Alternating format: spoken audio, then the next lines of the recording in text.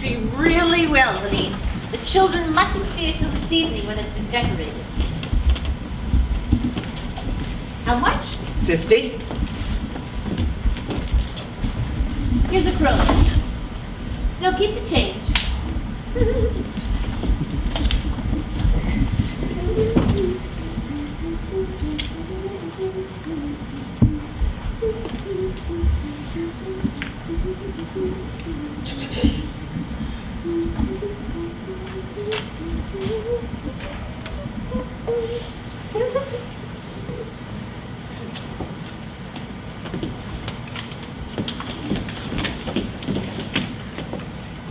Yes, he's in.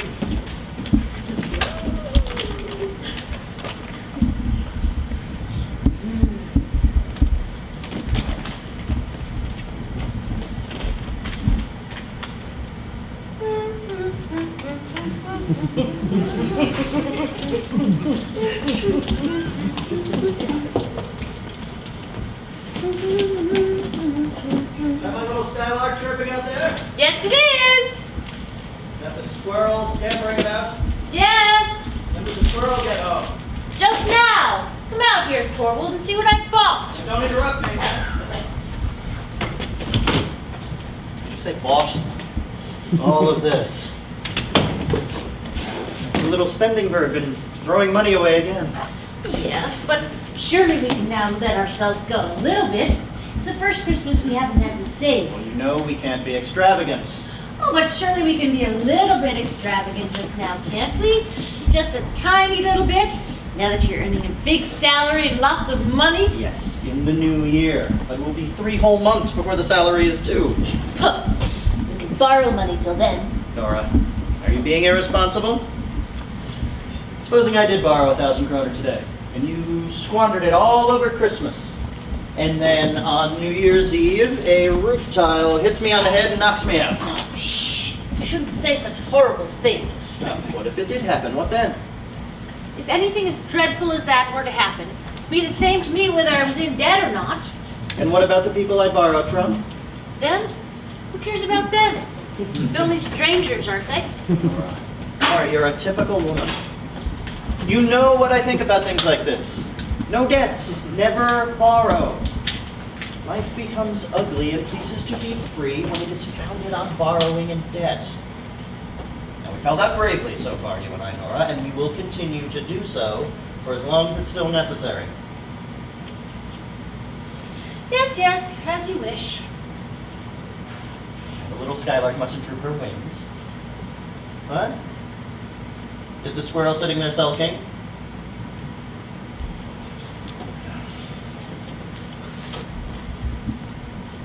Nora, what do I have here? Money! Yes. Good Lord, I know how much money goes on housekeeping at Christmas. 10, 20, 30, 40. Oh, thank you, Torvald. This is going to last me for ages. Yes, it certainly must. Oh, I'll see that it does. Now, do come over here and see what I bought. It was also cheap. Look. Some new clothes and a sword for Ivar. And a horse and a trumpet for Bob. And a doll and a doll's cot for Emmy. They're only cheap, but she'll soon rip them to pieces anyway. And I got some dress material and headscarves for the maids. Oh, Dan and Maria should really have had something better. And what is in this package? No, Torvald! You mustn't see that till this evening! Ah, well, but tell me now, you little spendthrift. What have you thought of for yourself? For me? Huh. I don't want anything. Oh, you most certainly do. Now tell me. Something reasonable you might like. I don't know, really. Well, actually, Torvald, Well? if you wanted to give me something, you could, Oh, out with it. you could give me some money. Only as much as you think you can spare, and then I'll buy something with it one of these days. No, but Nora... Oh, Torvald, please do. And then I could wrap the money up in some pretty gold paper and hang it on the Christmas tree. Wouldn't that be fun? What are those little birds called that are always wasting money? Yes, yes, spendthrift birds, I know. But let's do as I say, Torvald. And then I can think about what it is I really need. And that is very sensible, isn't it? Yes, it would be if you could actually hold on to the money I've given you and really spend it on something for yourself. But it goes on housekeeping and so many other useless things, and then I just have to fork out all over again. Oh, but Torvald. Oh, but nothing, my darling Nora. Spending bird is sweet, but it uses up an awful lot of money. You have no idea how expensive it is to keep a spending bird. Shame on you. I really do save everything I can. Yes, yes, you do. Everything you can. But you can't. Oh, Torvald. If you only knew the expenses we skylarks and squirrels have. You're a strange little one. You're just like your father. You try everything to get your hands on money, and as soon as you do, it just slips right through your fingers. You have no idea where you spent it. Well, I'll just have to take you as you are. That's hereditary, Nora. That sort of thing is in the blood. Oh, I only wish I'd inherited lots of Papa's qualities. And I wouldn't want you any other way than you are now, my darling Nora. But my dear, it seems, how should I say, you seem so furtive today. Do I? Yes, you certainly do. Look me right in the eye. Well, My little sweet tooth would never have gone wild in town today. no. What makes you say that? Didn't the sweet tooth actually slip into the cake shop? No, honestly, And Torvald. didn't taste just one little sweet? No, I Not promise even a you. macaroon or two? No, absolutely not. No, I was just joking. Wouldn't dream of crossing you. No, of course you wouldn't. Besides, you've given me your word. Well, you keep your little Christmas secrets to yourself, Nora dear. They'll all come out this evening when we've lit the Christmas tree, I expect. Did you remember to invite Dr. Wright? No, there's no need. Naturally, he'll come eat with us. Anyway, I'll ask him when he comes here this morning. Oh, I've ordered some good wines. Oh, Nora, you have no idea how much I'm looking forward to this evening. So am I. And won't the children love it, Torvald? Isn't it marvelous to think that one has a safe, secure job, that one has a sizable income? It's glorious to think about. Oh, it's wonderful. Do you remember last Christmas?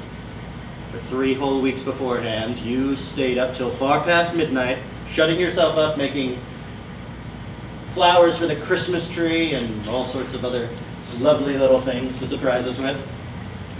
That was the most boring time I've ever had.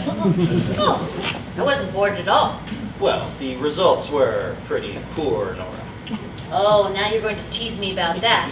How can I help the cat getting in there and tearing everything to pieces? Of course you couldn't. You just wanted to please us all, and that is the important thing. But it's a good thing those hard times are over. Yes. It's absolutely wonderful. Now I don't have to sit here all alone being bored, and you don't have to strain your dear little eyes and ruin your delicate little hands. No, I don't, do I, Torvald? Not anymore. Oh, how absolutely wonderful! How delightful it is to hear that. Now I'll tell you how I thought we should organize things. As soon as Christmas is over. Oh, there's the bell. Oh, looks as if someone's calling. What a bore. Well, just remember I'm not home to visitors. There's a lady here to see you, ma'am. I don't know. Well, show her in. And the doctor came at the same time. Oh, did he go right into my study? Yes, he did.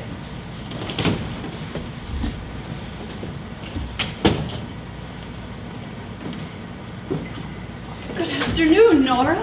Good afternoon. I don't think you recognize me. No, I don't know. Oh, yes, I think Christine! Is it really you? Yes, it's me. Christine, fancy me not recognizing you. But how could I? You've really changed, Christine. Yes, I suppose I have in 9, 10 long years. Is it really that long since we saw each other? Yes, it is actually. But the last 8 years have been such a happy time, you know. So you've come all this way. All that way in the middle of winter. Brave of you. I just came on the steamer this morning. To enjoy yourself over Christmas, of course. Oh, how lovely. Yes, we're certainly going to enjoy ourselves. Do take off your things. You must be frozen. There. Now let's sit down by the stove and get comfortable.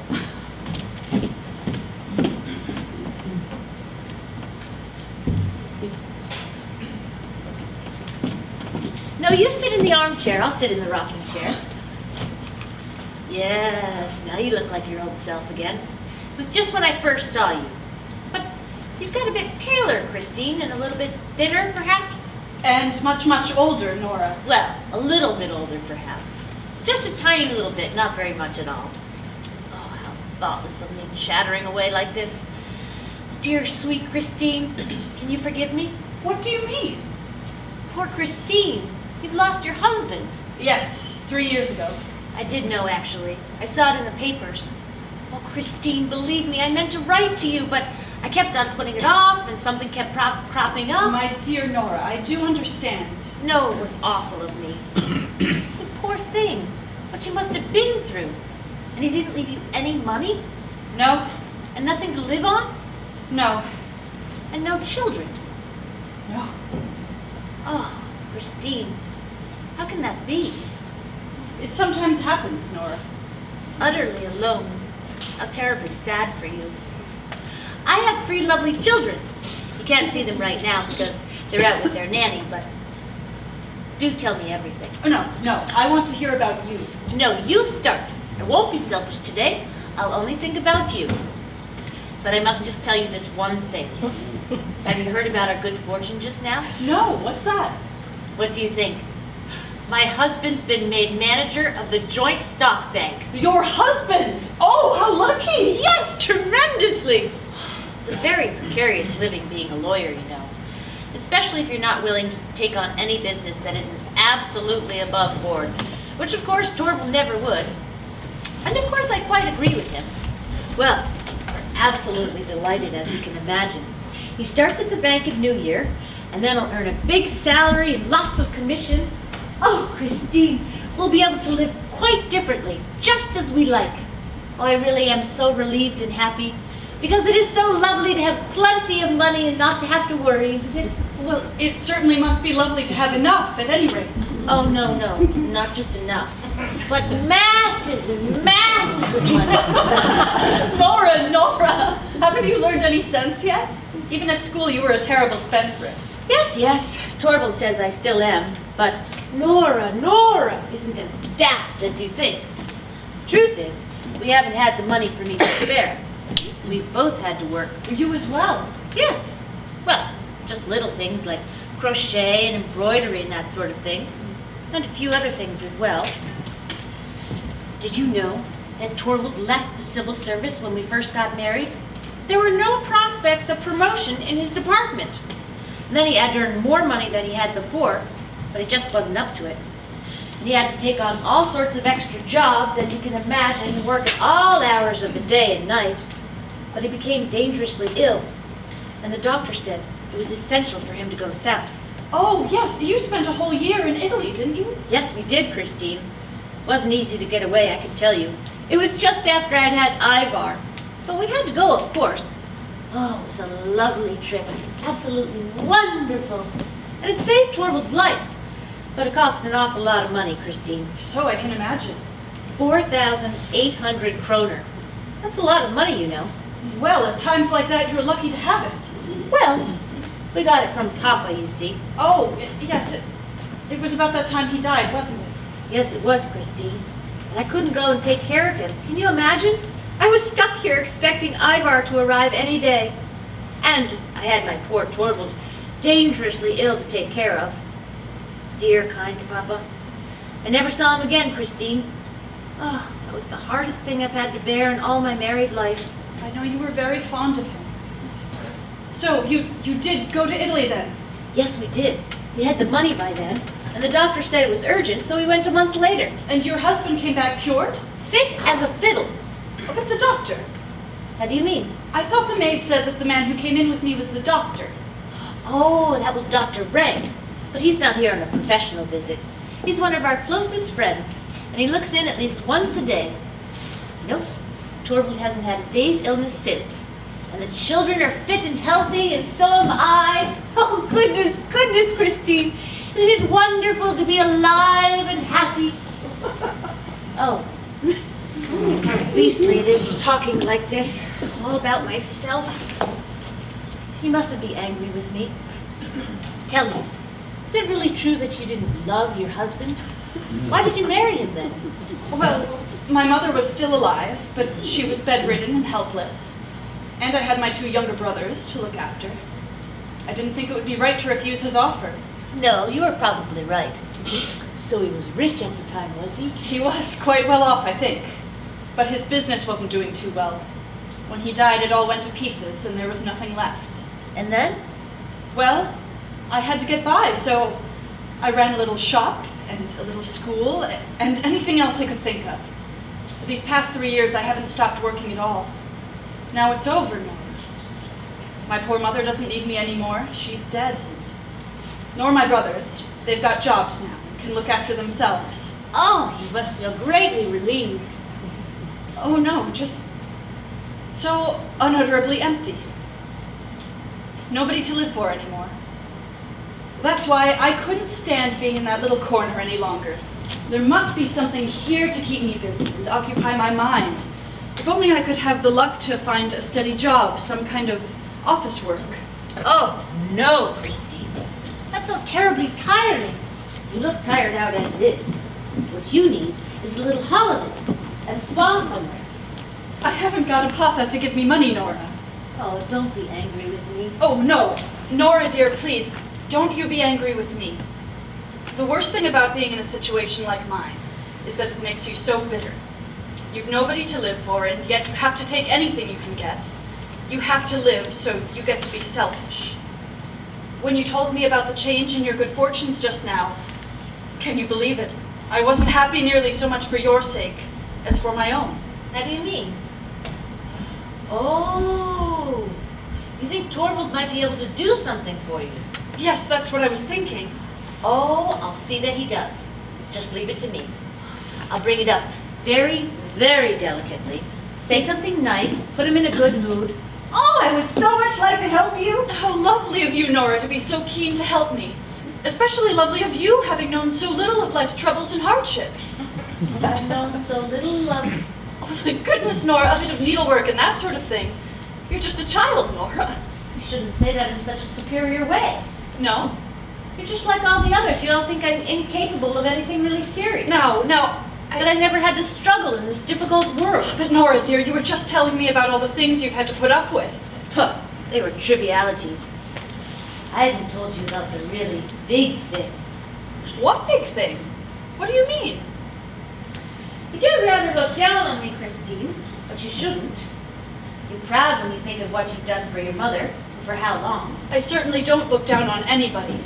But it is true that I am proud and glad that I was able to make my mother's life easier at the end. And you're proud when you think of what you've done for your brothers. I think I have a right to be. I think so too. Now I'm going to tell you something. I have something to be proud and pleased about too. I don't doubt that, but what do you mean? Shh! Not so loud. Suppose Torvald overheard. He mustn't, at any price. No one must hear about it, Christine. No one but you. But what is it? Come here.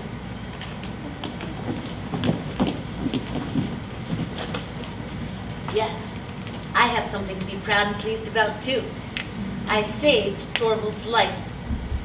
Saved his life? How? I told you about our trip to Italy? He never would have survived if he hadn't gone down there. Yes, your father gave you the money you needed. Yes, that's what Torvald thinks and everybody else, but But? Papa didn't give us a penny. I got hold of the money. That huge amount? 4,800 kroner. What do you say to that? But how is that possible? Did you win a lottery? A lottery? That wouldn't be much to be proud of. How did you get it then? La la la la la la la la. Because you certainly couldn't borrow it. Oh, why not? A wife can't borrow without her husband's permission. Well, if it's a wife with a flair for business, a wife who knows how to use her head a bit. But Nora, I don't understand at all. You don't have to understand. I didn't say I borrowed the money. I might have got it some other way. I might have got it from some admirer or other. Anyone as attractive as I am. You're mad. And you're dying of curiosity, aren't you, Christine? Oh, now, listen, Nora, dear. You haven't done anything rash, have you? Is it rash to save your husband's life? Well, I think it's rash that that without him knowing you... But he hadn't to know. That was the whole point. Good heavens. Don't you understand? He wasn't even supposed to know how dangerously ill he was. It was to me the doctors came when they said his life was in danger, that nothing could save him but some time in the south of Europe. I went about it very carefully to begin with, I can assure you. I told him how nice it would be for me to get away like other young wives. I wept. I pleaded. I said, you really ought to show some consideration for my condition, be kind, and let me have my way. Then I suggested he take a loan. That nearly made him lose his temper, Christine. He said I was frivolous, and that it was his duty as a husband not to give in to all my whims and fancies, as I think he called them. All right, I thought, but you've got to be saved. That was when I found a way out. Oh, but didn't your father tell your husband that the money didn't come from him? No, never. Papa died at the same time. I meant to let him in on the secret and ask him not to give anything away, but as he was so ill, there was never any need, I'm sorry to say. And you never told your husband? Good heavens, what makes you think of such a thing? He's so strict about things like that. It would be so humiliating for him, so embarrassing to know that he owed me anything. It would ruin our relationship. This lovely, happy home of ours would never be the same again. Will you never tell him? Yes, someday perhaps. Many years from now. But I'm not as attractive as I am now. Well, you mustn't laugh. What I mean is, when Torvald isn't as taken with me as he is now, when he no longer gets any pleasure out of watching me dance for him and dress up and recite, then it might be useful to have something up my sleeve. Oh, what am I saying? That time will never come. So, what do you say to my big secret, Christine? I'm capable of something too, aren't I? Well, the whole thing has been a great deal of worry, I can tell you. Hasn't been at all easy for me to meet my obligations on time. In the business world, you know, there are these things called quarterly interest, these things called installments. They're always terribly hard to come by, so I've had to save wherever I could, you see. I couldn't take too much out of the housekeeping because Torvald had to live well, and I couldn't have the children looking shabby. I felt I had to spend the whole of what I got on the children on them, little sweethearts. So I suppose your own needs have had to suffer. Poor Nora. Yes, of course, I was the obvious one. Whenever Torvald gave me money for dresses and things, I only ever spent half. I always bought the cheapest and nastiest things. Thank heavens most things suit me so well that Torvald never noticed. But I did often feel it was hard, because it is so lovely to be well dressed, isn't it? Indeed it is. Well, I've had other ways of earning money too. Last winter, I was lucky enough to get a lot of copying to do. So I shut myself away every evening and sat writing till late at night. Oh, I often got so tired. But at the same time, it was enormous fun. Sitting there working and earning money is almost like being a man. So how much have you managed to pay off like that? I can't tell exactly. These things are very hard to keep track of, you see. All I know is that I've paid out every penny that I've managed to scrape together. Sometimes I haven't known where to turn. So then I used to sit and dream that a rich old gentleman had fallen in love with me. What old gentleman? I'm just joking. And now he died. And when they opened his will, it said in huge letters, "All my money is to go to the charming Mrs. Nora Helmer, immediately, in cash." But Nora dear, what man's this? Good heavens, don't you understand? There is no rich old gentleman. It was just something I used to sit dreaming about over and over when I couldn't see any way of getting hold of the money. But it doesn't matter now. Boring old thing to keep out of it. Because I haven't a care in the world. What a lovely thought, Christine. Not to have a care in the world. Not a care in the world. To be able to romp around with the children and play and make the house look really lovely and have everything just the way Torvald likes it. Just think, soon spring will be here and that stretch of blue air everywhere. Maybe we will be able to go away somewhere. Maybe I shall see the sea again. Oh, it is so wonderful to be alive and happy. perhaps I'd better go. Oh, do stay. I don't think it'll be for me. It's probably for Torvald. Excuse me, ma'am. There's a gentleman here wishing to speak with Mr. Helmer, but I didn't know as the doctor's in there. Who is the gentleman? It's me, Mrs. Helmer. You? What is it? What do you want to speak to my husband about? Just bank business, in a way. I have a modest position at our bank. I hear your husband's to be our new manager. So it's... Just dull business. No need to concern yourself. Huh. You go through into the study then, please.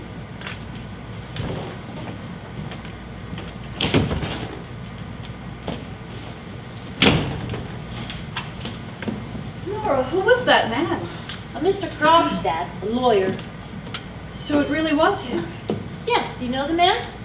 Yeah, I used to know him years ago. He was a solicitor's clerk in our district for a while. Yes, he was. How he's changed. He was very unhappily married, I believe. He's a widower now then, is he? Yes, with a lot of children. There. It's burning now. He does all kinds of business, they say. Do they? Possibly. I really don't know. Don't let's think about business. It's so dull. No, Torvald, I don't want to disturb you. I'll just look in on your wife for a moment instead.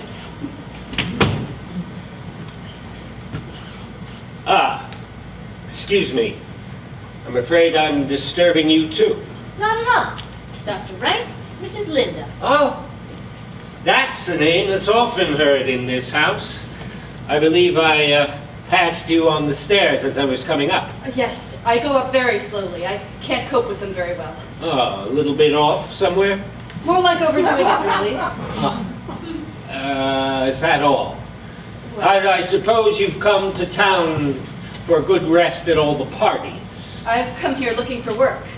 Is that supposed to be an effective remedy for overdoing it? One has to live, Doctor. Yes, that does seem to be the general opinion. Oh, come on, Dr. Rank. You certainly want to live. Oh, yes, I certainly do.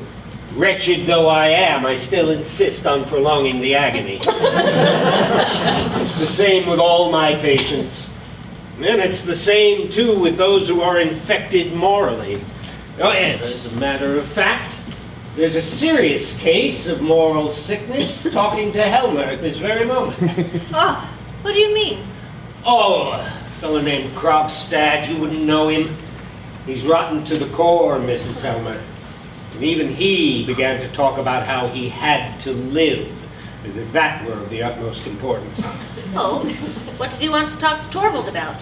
No, I really couldn't say. I just heard it was something about the bank.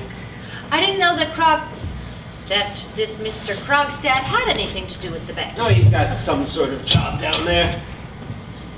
I don't know whether it's the same in your part of the world, but up here people rush about sniffing out moral infection, and when they find it, they put the diseased person into a good job somewhere to keep an eye on. Those that are healthy have to put up with being left out in the cold. But surely it's the sick who most need bringing in. But there you are. It's that kind of thinking that is turning society into a hospital. And what do you find funny about that? Do you actually know what society is? What do I care about your boring old society? I was laughing at something completely different. Something frightfully funny. So tell me, Dr. Rank, all the people who work at the bank will now be dependent on Torvald, won't they? Is that what you find frightfully funny? Never mind, never mind. It is enormously amusing to think that Torvald now has so much influence over so many people. What about a tiny macaroon, Dr. Rank? Well, macaroons. I thought they were forbidden in this house. Yes, but these are some that Christine gave me. What? Now, don't be alarmed. You weren't to know that Torvald had forbidden them. He's afraid they'll spoil my teeth. Oh well, once in a while. Don't you agree, Dr. Wright? There you are.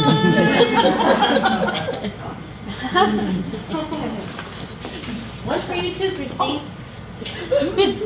I'm going to have one as well. Just a tiny one.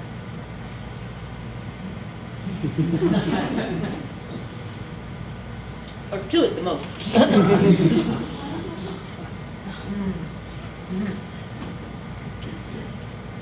I really am so extraordinarily happy.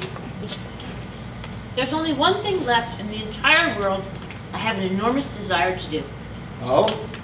What's that? Something I have an enormous desire to say in front of Torvald. Well, why can't you say it? Oh, no, I daren't. Because it's so bad. Bad? Well, in that case, it wouldn't be advisable. But you can say it to us. What is it that you have such a desire to say in front of Torvald? I have an enormous desire to say, hellfire and damnation. Oh, you must be mad. Nora! Well, say it. There he is. Hush, hush, hush. Now then, Torvald dear, did you get rid of him? Yes, he just left. Let me introduce Christine, who's just arrived in town. Christine, I'm sorry, I don't know. Mrs. Linda, Torvald dear. Mrs. Christine Linda. Yes, a childhood friend of my wife's, I presume? Yes, we used to know each other very well. And just think, Christine's come all this way just to have a word with you. Well, what does that mean? Well, not exactly. You see, Christine's so clever at office work, and she so wants to work under a really able man and learn even more than she knows already. Well, very sensible, Mrs. Linda. So, when she heard you'd been made bank manager, it was in the paper, you see, she came here as fast as she could, and you'll be able to do something for Christine, Torvald, won't you, for my sake? That's not entirely out of the question. I presume you're a widow, Mrs. Linda? Yes. And you have some experience of office work. Yes, indeed. Well, then it's quite possible I can get you a job. There you are, you see? And you've come at a fortunate time, Mrs. Linda. Oh, I can't tell you how grateful I am. No need, but you must excuse me for today. Wait a minute. I'll come with you.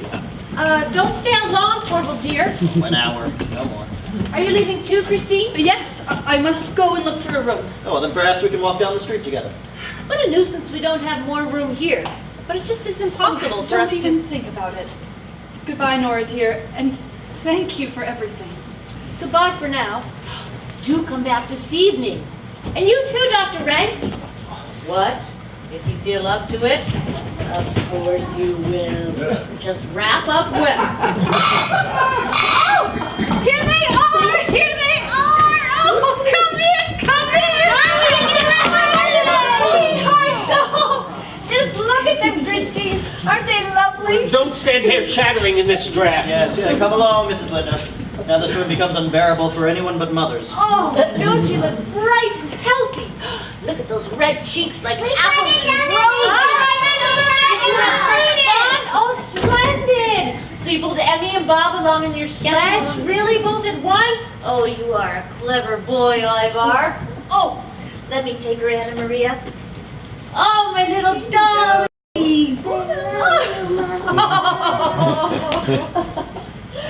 Oh, yes, yes. Mama will dance with Bob as well. Oh, were you throwing snowballs? I wish I had been there with you. Oh, no, let me take off their things, Anna Maria. Do let me do it. It's such fun. You go on in. You look frozen. There's some nice hot coffee for you on the stove. Thank you. So, Big Dog came all the way. Oh, he did bite you, did he? No, because dogs don't bite my little doll, baby. What are all these packages for? No, Ivar. You mustn't touch the parcels. What's in them? Oh, wouldn't you like to know? Something horrible. Now, shall we play a game? What shall we play? Hide and seek! Yes, let's play hide and seek. Bob can hide first. Or shall I? Yeah! I'll hide first. 1, 2, 3, 4, 5, 6, 7, 8, 9, 10, 11, 12, 13, 14, 15, 16, 17, 18, 19, 20. Ready or not, here we come.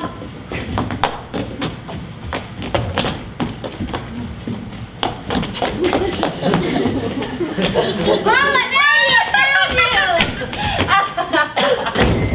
Pardon me, Mrs. Helmer. What do you want? Excuse me, the downstairs door was open. Someone must have forgotten to shut it. My husband is not at home, Mr. I Krogstad. know that. Well, what do you want here then? To have a word with you. With... Go on into Anna Maria. What? No, the strange man isn't going to hurt Mama. When he's gone, we'll have another game.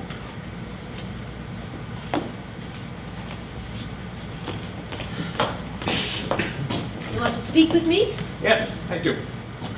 Today, it's not the first of the month yet. Oh, it's Christmas Eve. What sort of Christmas you have, well, that's entirely up to you. What do you want? Today, I can't You won't possibly... talk about that just now. This is something else. You can spare a moment, I assume. Yes, I can, I suppose, though... I was sitting in Olson's cafe when I saw your husband go down the street Yes, with a lady. well, If I may make so bold, wasn't that lady and Mrs. Linda? yes, Just arrived in town. yes, today. Good friend of yours. Yes, she is, but I I don't knew see... her myself once. Yes, I know. So you know about it then. I thought as much. I'll come straight to the point. Is Mrs. Linda going to be employed at the bank? How dare you cross-examine me, Mr. Krogstad? You, one of my husband's subordinates. Since you ask, I'll tell you. Yes, Mrs. Linda is to have a job, and it was I who recommended her. There, so now you know. So my conclusion was right. Well, one does have a little bit of influence. Just because one's a woman doesn't mean... When one is in a subordinate position, Mr. Krogstad, one should be careful not to offend people who are... Have influence. Exactly. Mrs. Linda, would you have the kindness to use some of your influence on my behalf? What? What do you mean? Would you have the kindness to allow me to keep my job at the bank? How do you mean? Who's thinking of taking it away from you? You needn't play the innocent with me. I could see perfectly well it wouldn't be too pleasant for this friend of yours to be exposed to contact with me, and now I know I've got to thank for being hounded out. But I assure Yes, you... yes. In short, there is still time. And I advise you to use your influence to prevent it. But Mr. Krogstad, I haven't any influence at all. Haven't you? I just thought you said so now yourself. Well, I didn't mean it like that. Me? What makes you think I have any such influence with my husband? I've known your husband since our student days.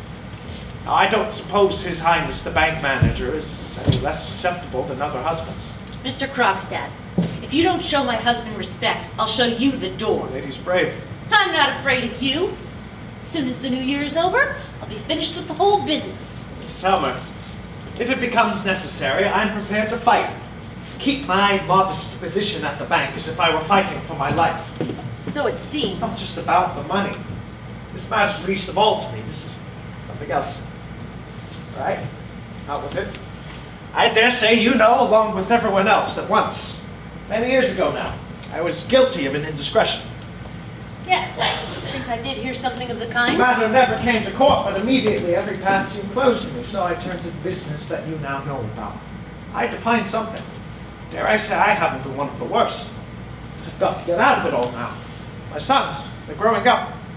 For their sakes, I must earn back as much respectability as possible. This job at the bank was the first small step up the ladder for me, and now your husband wants to kick me back down into the mud again. But for God's sakes, Mr. Krogstad, I simply don't have the power to help you. You haven't the will to do so, but I have means to force you. You wouldn't tell my husband I owe you money, surely. Supposing I did. Well, it would be shameful of you. This secret is my pride and my joy. If you got to know it in such a clumsy way, got to know it from you, you'd cause me the most terrible trouble. Only trouble. Well, just do it then. It'll be the worse for you, because then my husband will really know what a wicked person you are, and then you certainly won't keep the I job. asked if that's all you were afraid of, no more than a little domestic trouble. If my husband does find out, naturally he'll pay off what's owing straight away, and then we'll have nothing more to do with you. Mrs. Hellman, either you haven't a very good memory, or else you don't understand much about business. I better put you rather more fully into the picture. How do you mean? When your husband was ill, you came to me to borrow 4,800 kroner. I didn't know anyone else to go I to. promised to find you that money. And you did. I promised to find you the money under certain conditions. At the time, you were so concerned about your husband's health, so anxious to get the money to travel. I don't think you paid much attention to the details of those conditions. So, it's not our place to remind you. So, I promised to find you the money against an IOU which I drew up. Yes, in which I signed. Quite so. I added a few lines at the bottom naming your father as security. He was to sign them. Was to. He did sign. I'd left the date blank. In other words, he was to add that himself the day he signed. Does the lady remember? Yes, I think I then gave you the IOU to post to your father. Wasn't that so? Yes. Which of course you did. 5 or 6 days later, you came back to me with his signature and you received the money. Well, yes, I've paid regularly, haven't I? More or less. To get back to what we were saying, this was a very difficult time for you then, wasn't it, Mrs. Helmer? Yes, it was. Your father was seriously ill, I believe. He was dying. He died soon afterwards. Yes. Tell me, Mrs. Helmer, do you happen to remember which day it was your father died? The exact date, I mean. Papa died on the 29th of September. Yes, that's quite right. So, there's something strange here, which I simply do not understand. Something strange? I don't know what you're talking about. The strange thing is, Mrs. Helmer, your father signed this document 3 days after his death. How do you mean? I don't understand. Your father died 29th of September, but look here. He dated his signature October the 2nd. Isn't that strange, Mrs. Helmer? Can you explain it to me? It's also striking that the words 2nd of October and the year are not in your father's handwriting, but in a hand I seem to recognize. Well, that can be explained. Your father must have forgotten to date his signature. Someone or another made a guess at it before his death was known. There's no harm in that. What counts is the signature. And that is genuine, isn't it, Mrs. Helmer? It really was your father who signed his name here. No, it wasn't. I wrote Papa's name. Mrs. Helmer, you know, don't you, that this is a dangerous admission. Why? You'll soon have all your money. Let me ask you a question. Why didn't you just send the document to your father? It was impossible. He was ill. I couldn't ask him for his signature. I would have had to explain what the money was for. I couldn't tell him, as he was so ill, that my husband's life was in danger. Perhaps it would have been better for you to have given up the trip abroad. No, it was impossible. The trip was to save my husband's life, as I said. I couldn't give it up. It didn't occur to you that you were defrauding me. I didn't care about that. I couldn't stand you. You were so cold. The way you created all those difficulties, even when you knew how dangerously ill my husband was. Listen to me, Mrs. Helmer. Clearly, you haven't the slightest idea what it is you're actually guilty of. Let me tell you, the offense I once committed was no more and no worse than that, and it destroyed my entire reputation. You? Are you trying to tell me that you once did something brave to save your wife's The life? law is not concerned with motives. Well, then the law must be bad. And or not, if I produce this document in court, you will be judged according to the law. I don't believe that. You mean a daughter doesn't have the right to spare her dying father of anxiety and worry? You mean a wife doesn't have the right to protect her husband's life? I may not be a lawyer, Mr. Krogstad, but I'm sure that it says somewhere that that's allowed. You mean to tell me you don't know that? And you're a lawyer? You must be a very bad lawyer. Perhaps so. But in business, such business that you and I have together, surely you believe I know something about that, don't you? But now, do as you like. I'll tell you this much. If I'm to be cast out of society a second time, you will keep me company.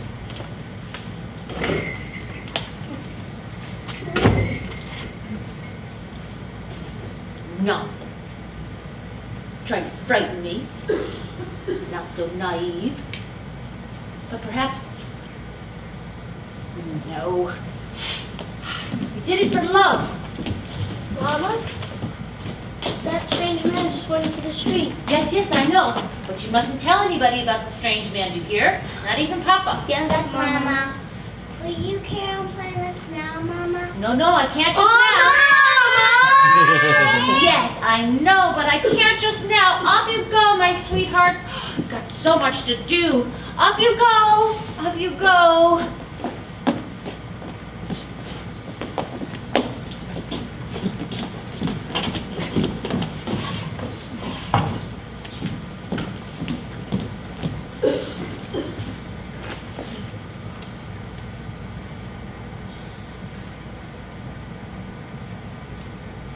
No!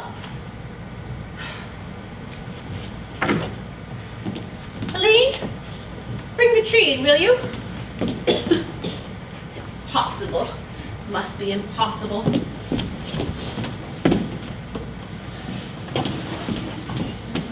Where shall we put it, ma'am? Just there in the middle.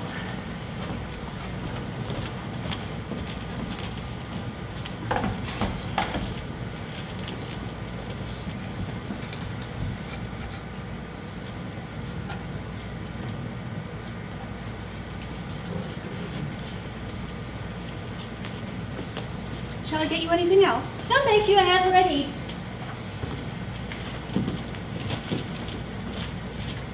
Flower here, a candle there. Wrong, creature. Nonsense. There's nothing wrong. Christmas tree is going to be lovely. Do anything you want me to, Torvald. I'll sing for you, I'll dance for you. Oh, you back already? Yes. Has anyone been here? Here? No. Strange. I just saw Krogstad leave the building. Oh? Yes, that's true. Krogstad was here for a moment. Nora, I can see it on your face. He was here and he asked you to put in a good word for him. Yes. And you were just going to pretend that it was all your idea. You weren't going to tell me that he'd been here. He asked you to do that as well. Yes, Torvald, but Nora, how can you let yourself in for something like that? Converse with a person like that, making promises? And on top of everything, tell me a lie. a lie. Well, didn't you just say that no one had been here? My little songbird must never do that. Songbird must keep its beak clean and in tune to sing with, no false notes. That's how it should be, isn't it? Well, I knew all right. We'll say no more about it. How warm and cozy our home is. Torvald, Yes. I'm enormously looking forward to the fancy dress party the day after tomorrow at the Stenborgs. And I am enormously curious to see what you're going to surprise me with. Oh, it's a silly idea. Well, Can't think of anything that'll do. Everything seems so pointless, so ridiculous. as little Nora realized that at last. Are you very busy, Torvald? What are all those papers? Bank business. Already? Yes. I've had the retiring management give me the authorization to make the necessary changes in staffing and organization. I shall have to see to it all through Christmas week, but I want everything ready for New Year's. So that's why poor Krogstad. Hmm? If you weren't so busy, I'd ask you an enormous favor. Well, let's hear it. What could it be? Nobody has such good taste as you do, and I do so want to look my best at the fancy dress party. Torvald, could you take care of me? Tell me what I'm to be, help me decide. Tell me what my costume's to be like. Uh-huh. And so my willful little girl is looking for someone to come to her rescue? Yes, I can't get anywhere without your help. Good. Good. I'll think about it. We'll come up with something, I'm sure. Oh, that's awfully kind of you.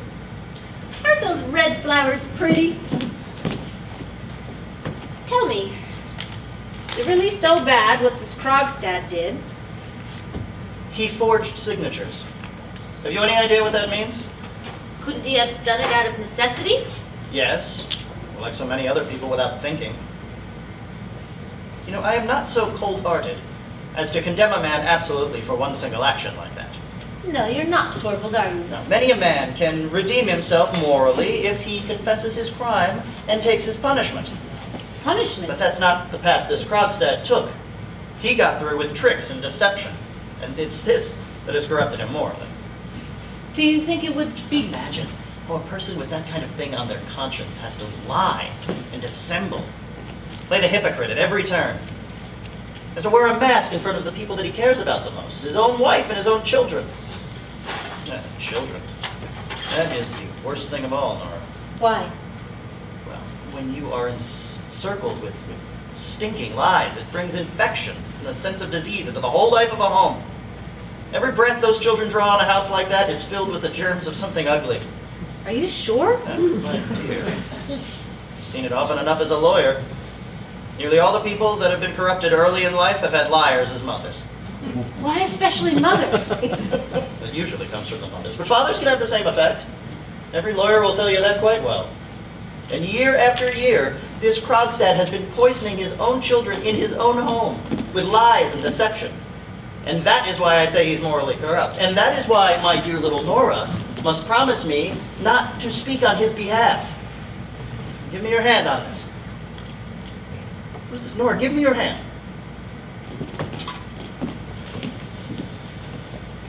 There. It's settled.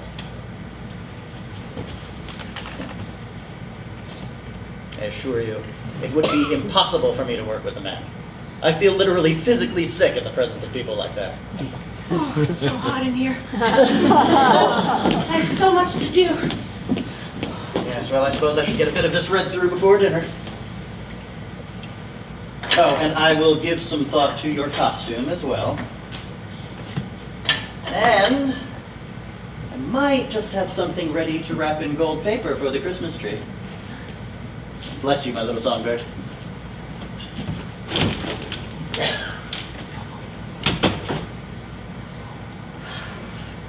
Can't be like that. Isn't true. No. It's impossible. The children are asking so nicely to be allowed to come to Mama. Oh, no, they can't come in here with me. You go into them, Anna Maria. Yes, ma'am. Corrupt my children? Poison the home? It's impossible. Must be impossible.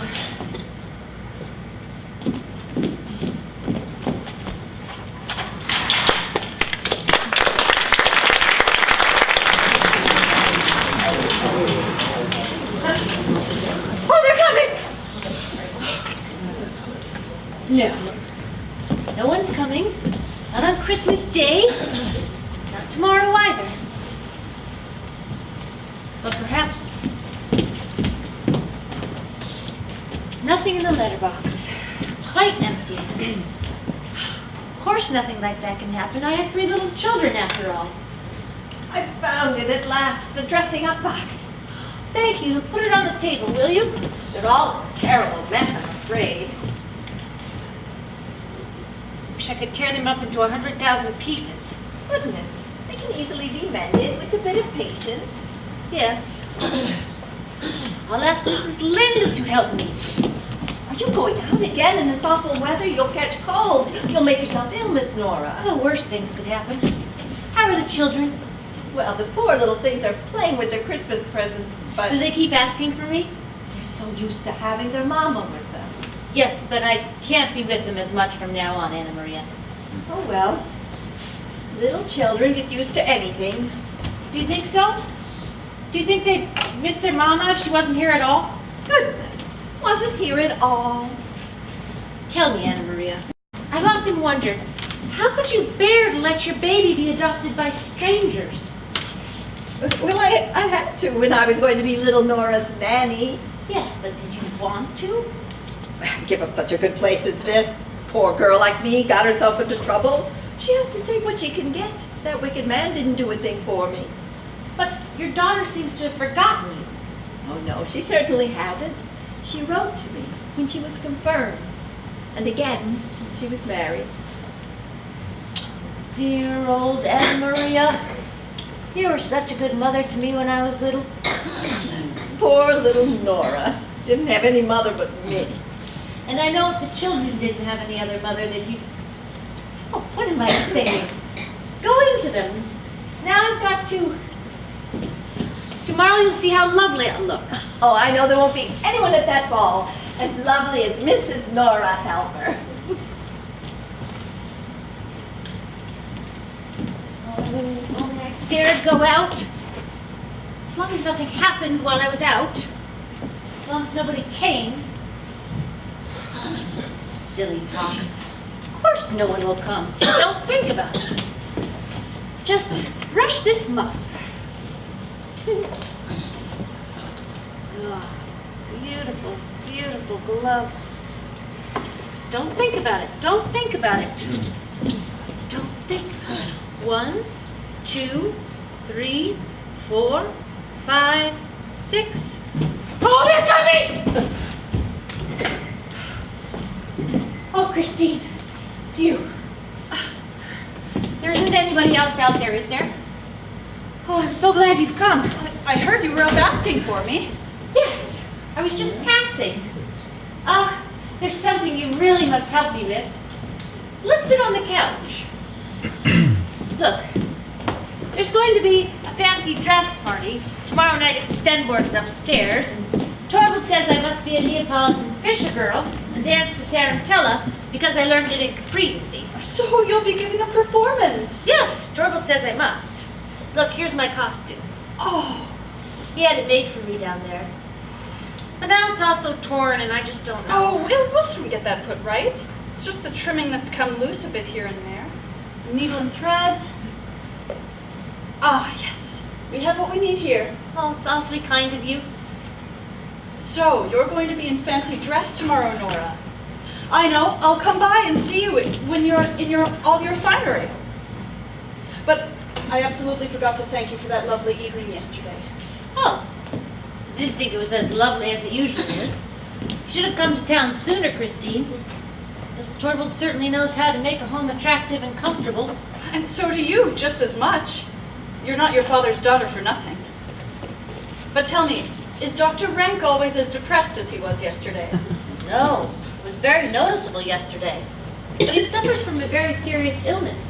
His spine is wasting away, poor thing. His father was a terrible man who had mistresses and that sort of thing. So Dr. Rank has been delicate ever since he was a child. Dearest Nora, how do you come to know about things like that? Huh. When you have 3 children, you sometimes get visits from ladies who are well up in medical matters and they tell you the odd thing or two. Does Dr. Rank come here every day? Yes, every single day. Dr. Rank's like one of the family. He and Torvald have been friends since they were young, you know. And he's my friend, too. But, Nora dear, is he quite sincere? I mean, doesn't he rather like saying things just to please people? No, quite the opposite. What makes you say that? When you introduced me to him yesterday, he maintained that he had often heard my name in this house. But later I noticed that your husband had no idea who I was. So how could Dr. Rank know that? Yes, that's quite right, Christine. You see, Torvald's so indescribably fond of me and he wants to keep me all to himself, you see. And, well, in the early days, when I used to say anything about home, he used to get sort of jealous. So naturally I stopped doing it. But with Dr. Rank, I often talk about things like that because he likes hearing about them, you see. Listen, Nora dear, you're still like a child in many ways. I'll tell you something. You really ought to get out of this thing with Dr. Rank. What ought I to get out of? All sorts of things, I think. Yesterday you were telling me about a rich admirer who was going to lend you money. Yes, it doesn't exist, I'm sorry to say. But what about it? Has Dr. Rank money? Yes, he has. And no one dependent on him? No, nobody. And he but- comes here every day? Yes, I told you he did. Well, how can a man in his position be so insistent? I simply don't understand what you're getting at. Now, don't pretend, Nora. Don't you think I know who you borrowed all that money from? Are you out of your mind? From a friend of ours who comes here every single day? What an embarrassing situation that would be. So it really wasn't him? No, I assure you. He didn't have the money to lend anyway. He inherited the money later. Well, Nora dear, I think that was lucky for you. Yes, it would never occur to me to ask Dr. Rank. Though I'm quite sure that if I did ask... Which you won't, of course. No, of course not. But I'm quite sure that if I spoke to Dr. Rank... Behind your husband's back? To get out of that other thing. That's behind his back as well. Not to get out of it. Yes, that's what I was saying yesterday, but I just think that Men can handle these things so much better than a woman. her own husband can, yes. Well, when you pay back all the money you owe, you get your IOU back, right? Yes, of course. You can tear it up into 100,000 pieces and burn it, the filthy, rotten bit of paper. Nora, you're hiding something from me. Can you see it in my face? Something's happened to you since yesterday morning. Nora, what is it? Christine. Shh. Torvald's back. Look, go and sit with the children for a moment. Torvald can't stand the sight of people sewing. So ask him. All right, but I'm not leaving here until you've told me everything. Oh, been longing for you to come back, Torvald, dear. Oh, was that the dressmaker? No, that was just Christine. She's helping me mend my costume. You're going to see how beautiful I'll look. Yes, that was quite a good idea of mine, wasn't it? Splendid. And aren't I good to let you have your way? Good to let your husband have his way. No, you bad little creature. It's all right. I know you didn't think that. Oh my God. Anyway, I don't want to interrupt you. I suppose you're going to try it on? You're going to work, I suppose. Yes. Look, I've been to the bank. Torvald, Yes? if your little squirrel asked you really, really nicely to do something, Well, would you do it? I would have to know what it is first, of course. Squirrel would scamper about and do all sorts of tricks for you if you're kind enough and let it have its way. Well, out with it. Lark would chirp in all the rooms, high and low. Well, my skylark does that anyway. Be an elf and dance in the moonlight for you, Torvald. Nora, surely this isn't what you started in on this morning? Yes, I implore you. And you really have the gall to bring that up again? Yes. You must let me have my way. You must let Krogstad keep his job at the bank. But my dearest Nora, it's his position I intend to give to Mrs. Linda. Yes, that's enormously kind of you, but you can just dismiss some other clerk instead of Krogstad. What? This is incredible willfulness. Because you go and make a thoughtless promise to put in a good word for him, you expect me No, to just... it isn't that at all. It's for your own sake. That man writes in the most terrible papers. He could do you unspeakable harm. Frightens me to death. Aha. I see what this is. It's old memories you're frightened of. What do you mean? You're thinking of your father, naturally. Yes. I think of how malicious people wrote about Papa in the papers and how they slandered him so terribly. I believe they'd have gotten him dismissed if the ministry hadn't sent you and if you hadn't been so kind and helpful towards him. My dear Nora, there is a considerable difference between your father and myself. Your father didn't hold a position that demanded that he was irreproachable. But I do. And I hope to stay that way for as long as I hold my post. Yes, but nobody knows what evil people can come up with. We could live so happily here, just you and I and the children, in the peace and quiet of our own home, without a care in the world. That's why I implore you. It is precisely by pleading for him that you make it impossible for me to keep him. It's already known at the bank that I intend to dismiss Krogstad. If rumor got round that the new bank manager let his wife change his mind, What if it did? oh, yes, of course, as long as the willful little thing gets her way, I should make myself look ridiculous in front of the entire staff. Give people the idea that I rely on all sorts of outside influence.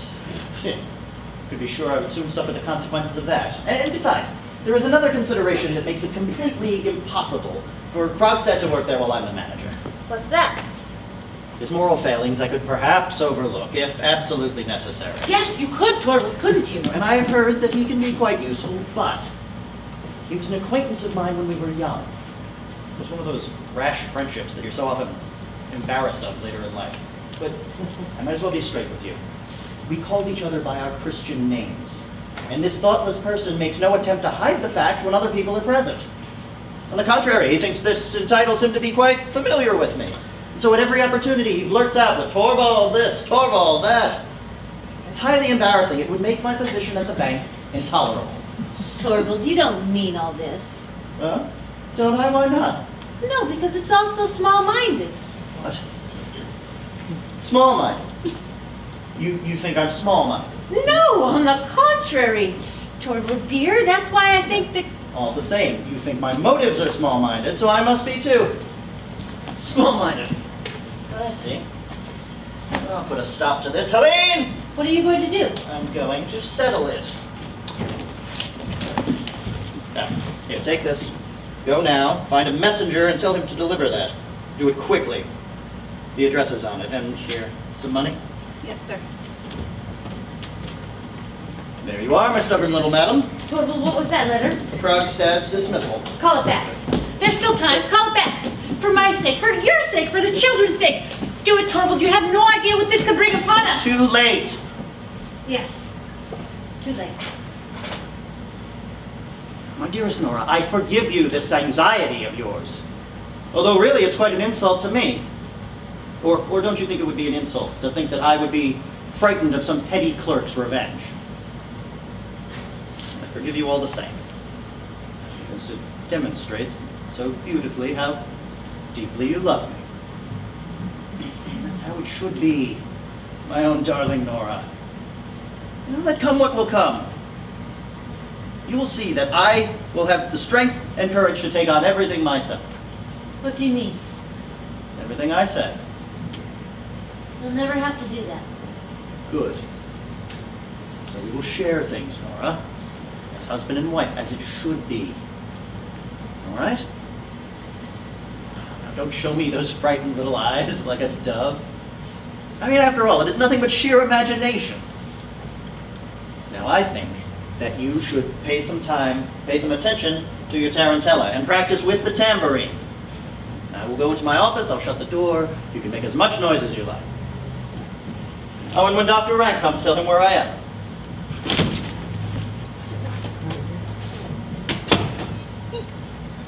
Quite capable of doing it. They'll do it in spite of everything.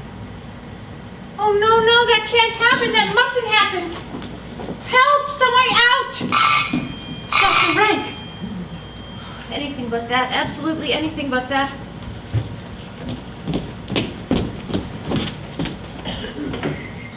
Dr. Rank! I knew you by your ring.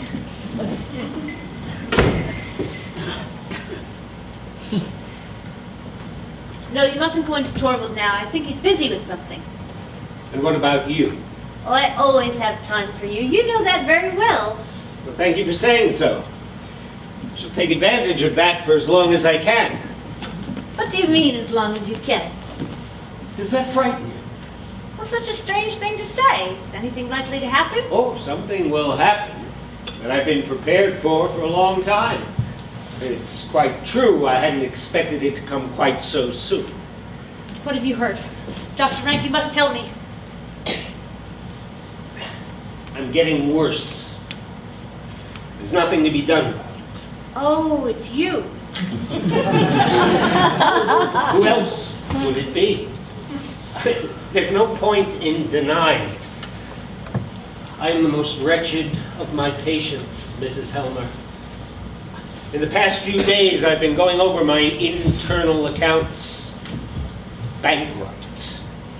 Within a month, I may be rotting in the graveyard. Oh, what a horrible way to talk. Well, the whole damn thing is horrible. And the worst of it is, there'll be much more that's horrible before it's over. There's just a single investigation left to make. And when I've finished with that, I'll more or less know when the rot will set in. I want to say something to you. Helmer is so sensitive and so disgusted at everything ugly. I won't allow him in my sick room. Oh, but Dr. No, I Rank... won't allow him there. Absolutely not. I will close my door to him. As soon as I know the worst for sure, I will send you my visiting card with a black cross on it. And you'll know that the horror of disintegration is setting. Really? You are being unreasonable today. I'm so hoping you'll be in a really good mood. Oh, with death staring at me. And suffering for the sins of another man. Where's the justice in that? Of course, in every single family, somehow or other, there's the same kind of inexorable retribution. Nonsense! Do cheer up! Cheer up!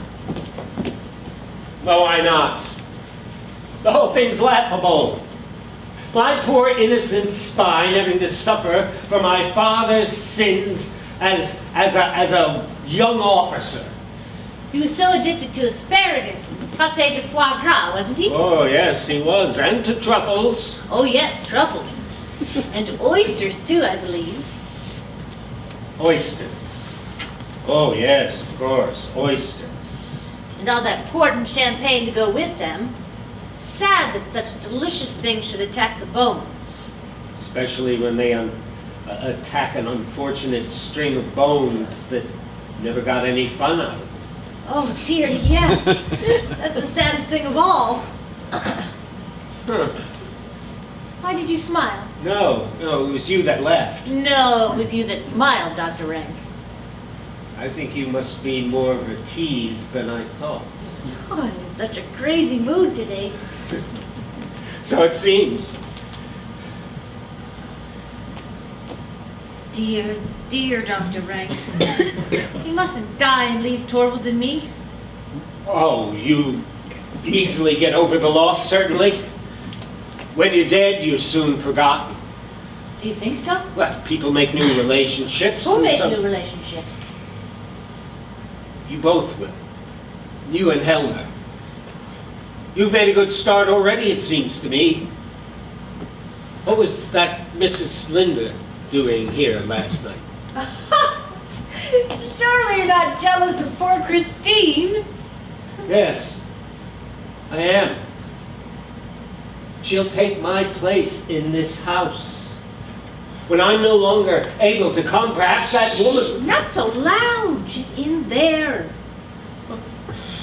Today as well. There you are, you see? Only mending my costume? Goodness, you are being unreasonable. Behave yourself, Dr. Rank. And then you'll see how beautifully I'll dance tomorrow, and you can pretend I'm doing it all for you. And for Torvald as well, of course. That goes without saying. Come and sit here, Dr. Rank. I want to show you something. What is it? Look here. Look.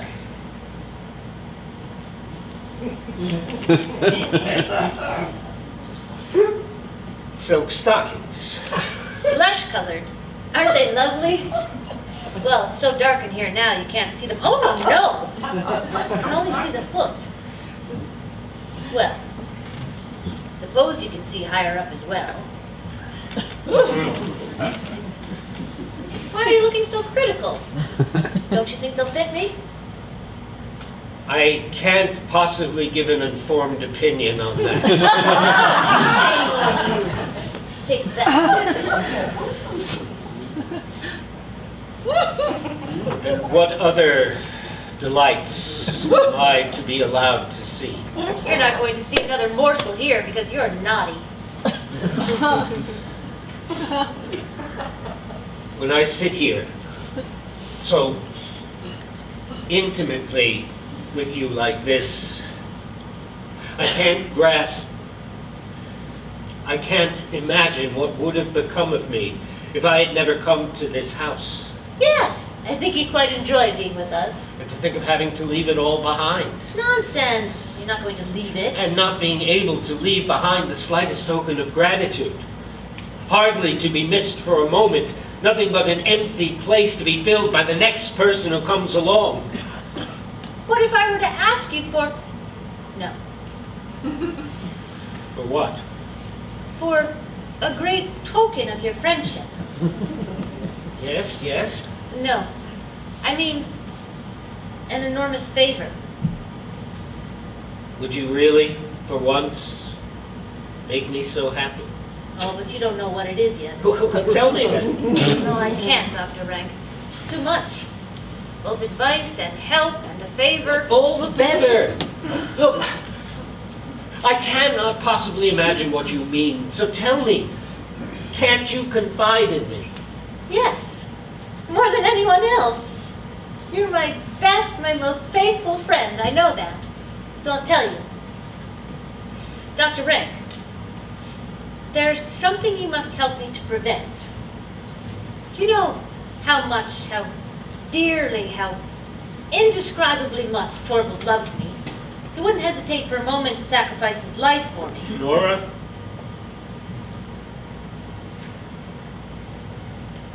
Do you think he's the only one Who? who would gladly sacrifice his life for your sake? Oh, I swore you that you should know before I died. I'd never find a better opportunity.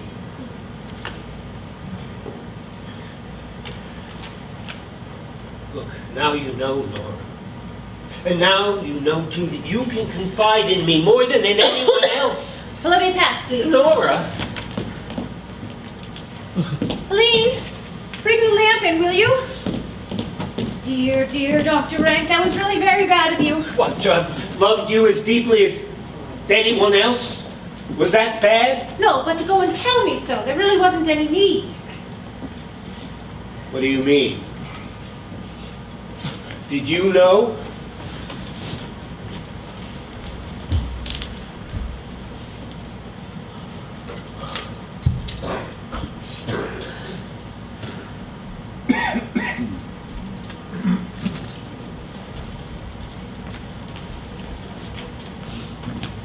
Nora, Mrs. Helmer, I'm asking you, did you know? How do I know what I've known and haven't known? I really couldn't tell you. Dr. Rank, how could you be so clumsy? Everything was so right. Well, at any rate, now you can be sure that I am at your disposal, body and soul. So won't you speak now? After this? I beg you, tell me what it is. I can't tell you Oh, anything. yes, after you this. can. Nora, you mustn't punish me like this. Let me be allowed to do anything for you that is humanly possible. There's nothing you can do for me. Anyway, there probably isn't any need. You'll see it's all just imagination. Of course. That's all it is. Ah. Dr. Rank, you really are a fine one. Don't you think you ought to be ashamed of yourself now the lamps come in? No. Not really. But perhaps I ought to go. For good. No, you mustn't do that. You must go on coming here as you've always done, naturally. You know very well Torvald can't do without you. Yes, but what about you? Oh, I always think it's tremendous fun when you come. That's exactly what's led me astray. You are a mystery to me. It seems to me that you like being with me almost as much as with Helmer. Yes. There are some people that one's most fond of and others one would almost rather be with. Yes, there is something in that. When I lived at home, it was Papa I was most fond of, naturally. But I always thought it was enormous fun to sneak down to the maid's room because they didn't keep telling me what to do. And their conversations were always so amusing. Huh. So it's their place I've taken. Dear, kind Dr. Rank, I didn't mean it like that. But you can see, can't you, that it's the same with Torvald as it is with Papa? Ma'am?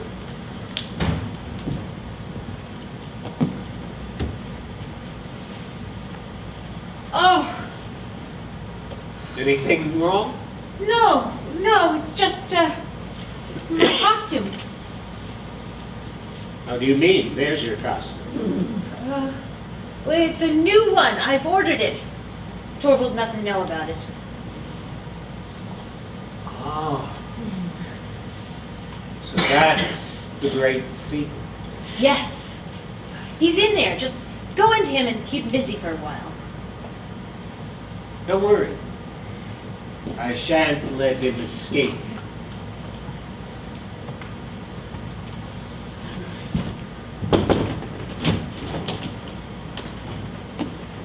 Is he waiting in the kitchen? Yes, he came up the back stairs.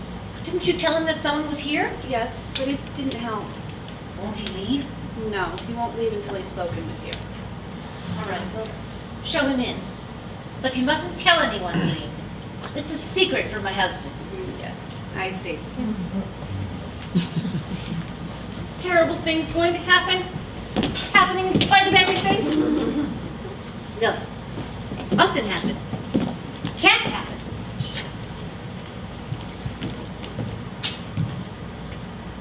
Speak softly, my husband's at home. What if he is?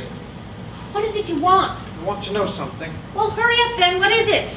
I suppose you know I've been dismissed. I couldn't prevent it, Krogstad. I fought for you as hard as I possibly could. It didn't help at all. Has your husband so little love for you? He knows what I could expose you to, and yet he dares. What makes you think he knows? Oh, no. I didn't really think he did. Wouldn't have been at all like my good friend Torvald Helmer to show such courage. Mr. Krogstad, I insist that you show my husband respect. All means the respect he deserves. But this madam is so anxious to keep this a secret. I presume you're rather better informed than you were yesterday as to what it is you've actually done. Better informed than you could ever make me. Yes, a bad lawyer like myself. What is it you want from me? It's to see how things stand with you, Mrs. Helmer. I've been thinking about you the whole day. I'm a debt collector, a pen pusher. Well, a man like me That's what they call feelings, you know. Well, show them then. Think of my little You children. and your husband thought of mine. Matters little. I've simply come to inform you you needn't take this matter too seriously. I shan't press any charges at the moment. No, you won't, will you? Oh, I knew you wouldn't. This whole thing can be settled amicably. There's no need for anyone else to know. It'll be just the three of us. My husband must never get to know about it. How will you prevent it? Perhaps you could pay the balance. No, not immediately. Perhaps you have some other way of raising the money in the next few days. None that I'm willing to make use of. Nothing would matter. Even if you came to me with any amount of money in your hand, you would never get your IOU back from me. So tell me what you're going to do with it. I just intend to keep it. Have it in safekeeping. No outsider will know anything about it. So, if you should be considering doing something desperate, I am. if you should be considering running away from home, I am. or considering something worse, How do you give know? up the idea. How do you know I'm thinking of that sort of thing? Most of us think of that to begin with, Mrs. Howland. I thought of it myself, but I hadn't the courage. Nor have I. You haven't, have you? You haven't the courage either. Haven't. It'd be a very foolish thing to do. The first domestic squawk blows over. It's all. I have a letter to your husband in my pocket. Telling him everything? As considerately as possible. He mustn't get that letter. Tear it up. I will find a way of getting hold of the money. Excuse me, Mrs. Howland, did I not just tell No, you? I don't mean the money I owe you. Just tell me how much you're demanding from my husband and I'll get it. I'm not demanding money from your husband. What are you demanding then? I'll tell you. I want to get back on my feet, Mrs. Howland. I want to get on in the world. Your husband's going to help me. For the past 18 months, I've not been guilty of anything dishonest. All that time struggling against the most difficult of circumstances. I was content to work my way up step by step, but now I've been turned out again, and I'm not going to settle for being merely forgiven. I want to move up in the world, I tell you. I want to get back into the bank and in a better post that your husband will settle You'll for. never do that. I know you will. He dared refuse. When I'm in there with him, then you'll see. In a year, I will be the manager's right-hand man, and it'll be Niels Krogstad, not Torvald Helmer, who will manage the bank. You'll never see that happen. Do you mean you'll... I have the courage now. You can't frighten me. You'll see. You'll see. Under the ice, you mean. Down into the cold, cold black water, and then to float up again in the spring. Hideous, unrecognizable, hairless. You can't frighten me. You can't frighten me. People don't do that sort of thing, Mrs. Howland. Even if you did, what good would it do you? I have them where I want them. And afterwards, when I'm no longer... Are you aware that your entire posthumous reputation will be in my hands? Well, now you know. Don't do anything foolish. When Helmer's got my letter, I'll expect a message. Remember, it is your husband who has forced me to take this course, and for that I will never forgive him. Thank you.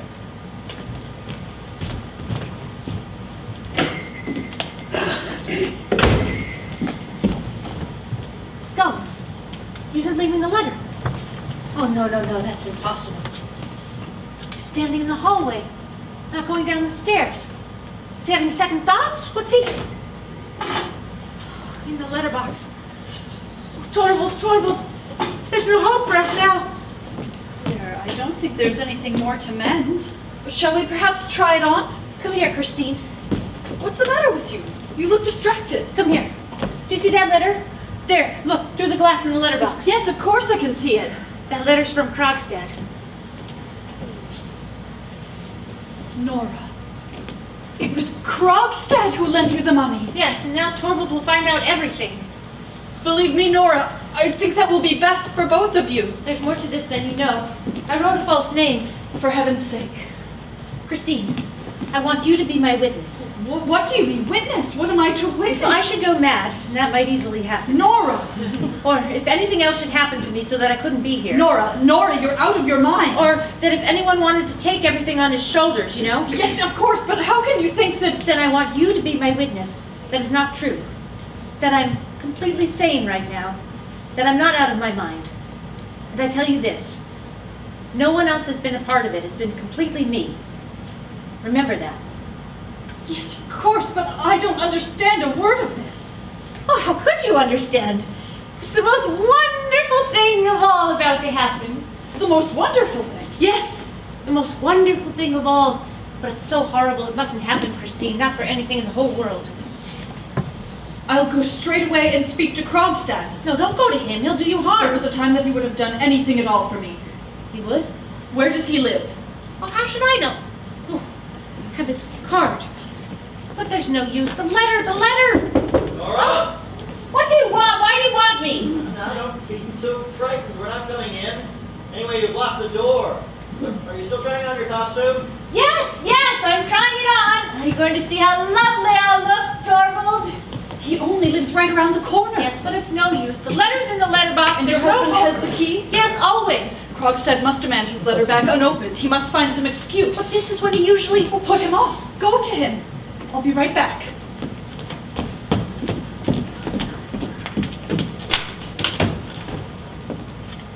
Torvald! So, and they finally be allowed into his own sitting room again. All right, now we're going to see... What is this? What's what, Torvald, dear? Frank told me to expect a great dressing up scene. Well, that's what I understood, but I was wrong then. Yes, no one's allowed to see me in all my glory till tomorrow. You look so tired, Nora dear. Have you been practicing too much? No, I haven't practiced at all yet. Have to, though. Yes. Take care of me, Torvald. I simply can't remember anything. I've completely forgotten it. We'll soon brush it up. Oh, you'll take care of me, won't you? I'm so nervous, all those people. You must devote yourself exclusively to me. You must put away work, paper away, pens down. You'll do that for me, Torvald, won't you? I promise. Tonight I will be completely at your service, you helpless little thing. Oh, yes. That's right. I'll just, What are you doing? I'm just going to see if there are any letters. No, don't do that. Matter now. Please, Torvald, I beg you, there aren't any. Just let me look.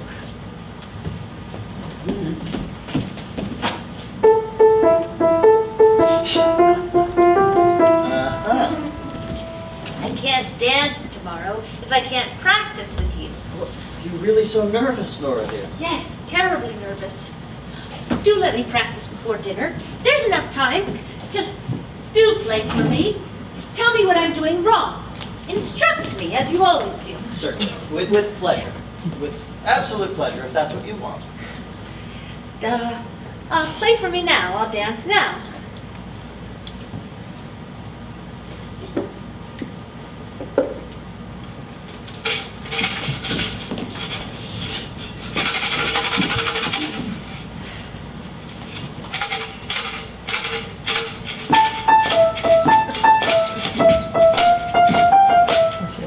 Slower. Can't help it. Yeah. Not so violently, Nora dear. That's got to be. No. This won't do at all. I told you so, didn't I? Let me play for her. Yes, do that. Then I can instruct her better.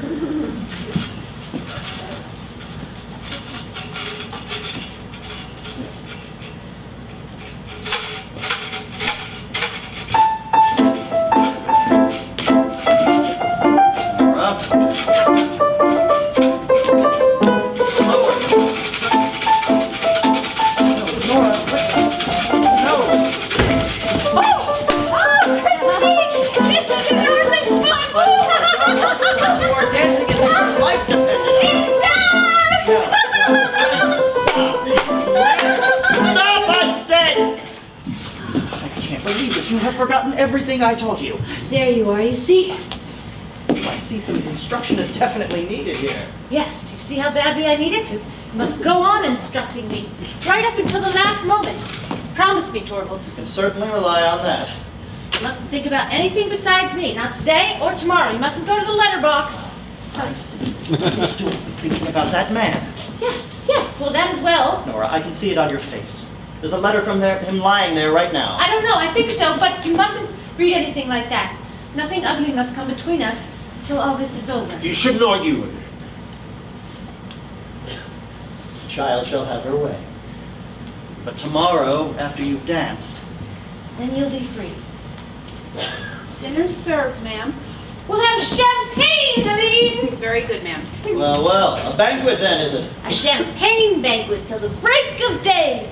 And a few macaroons, Aline. Lots and lots of them. For once. All right, enough of fear and wildness. Just be my own Skylark again, as usual. Yes, I will, Torvald. But you be going in now. You too, Dr. Rank. Christine, you must help me put my hair up. I suppose there isn't anything sort of expectant. Far from it, my good man. It's nothing. It's just this childish fear I told you about. Now? Gone to the country. I could tell by your face. He's coming back tomorrow evening. I left a note for him. You shouldn't have done. You're not to prevent anything. It actually gives me joy waiting for the most wonderful thing of all to happen. What is it you're waiting for? Well, you wouldn't understand. Go into them. I'll be in a moment.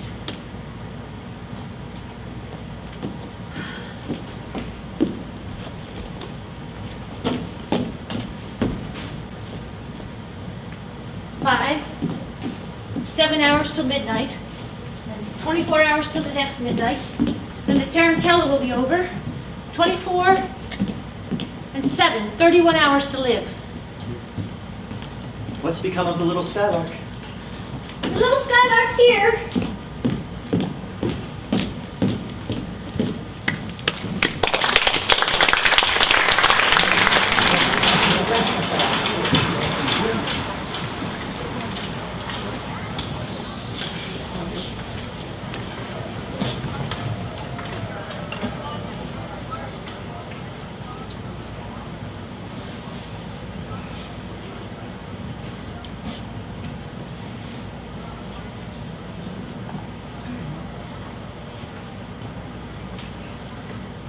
Here yet.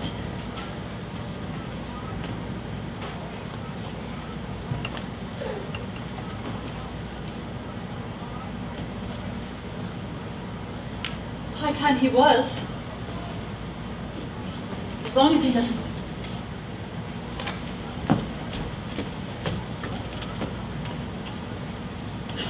Ah, there he is. Come in. There's no one here. I found a note from you at home. What does this mean? I had to talk to you. Oh. Does it have to be in this house? It was not possible at my lodgings. I haven't a separate entrance. Come in. We're quite alone.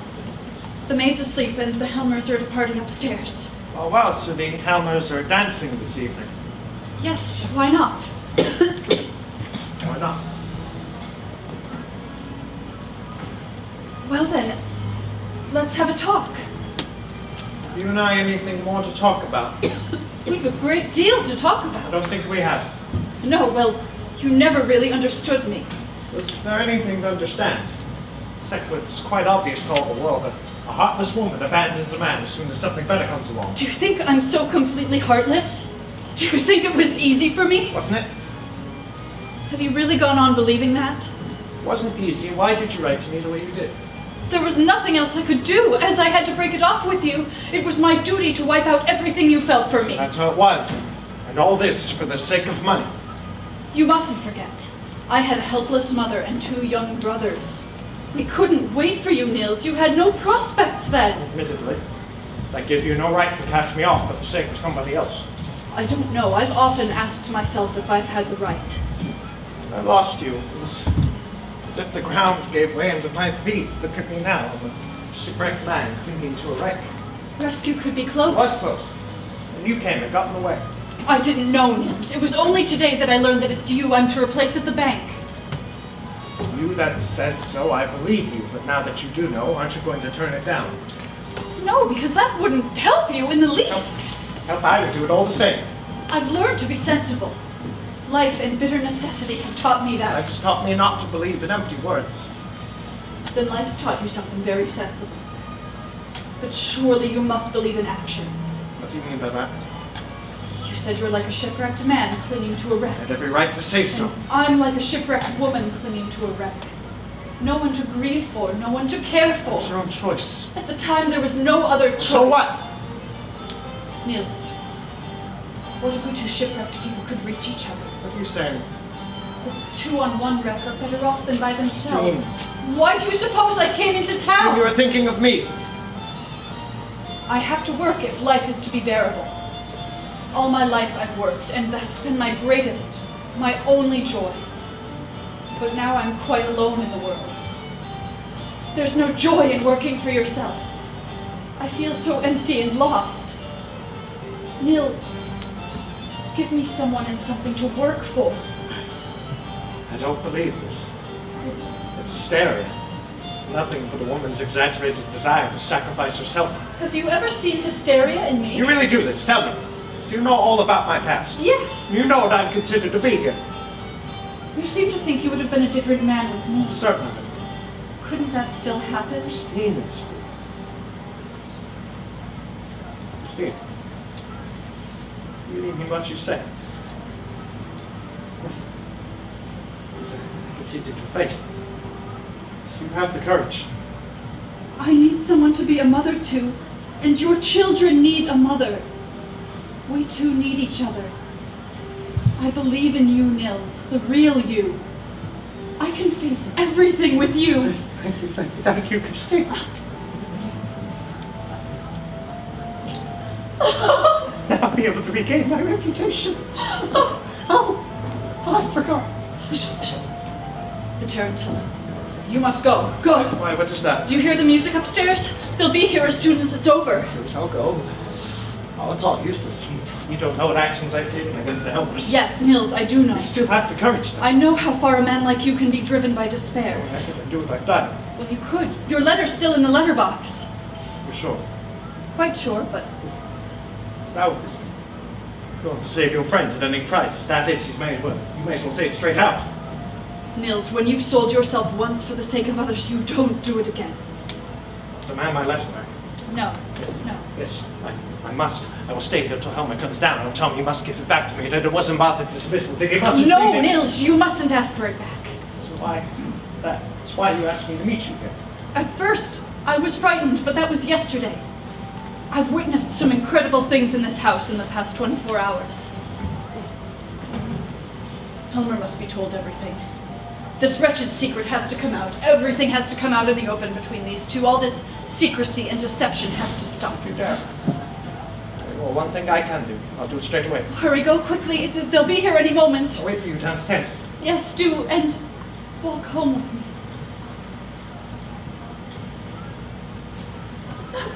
I've been so happy.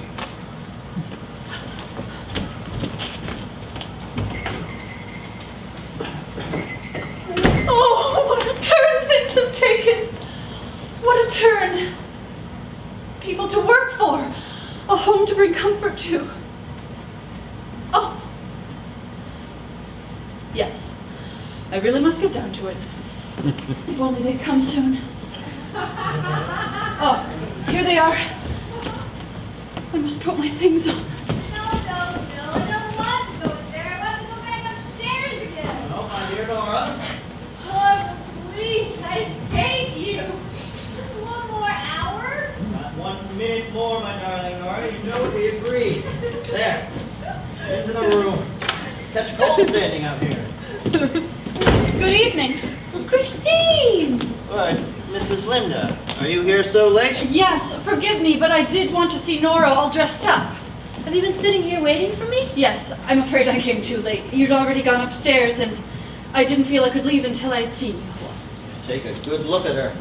I think I can say she is worth looking at. Isn't she lovely, Mrs. Linda? Yes, she is. Isn't she extraordinarily lovely? That was the general opinion of the party upstairs.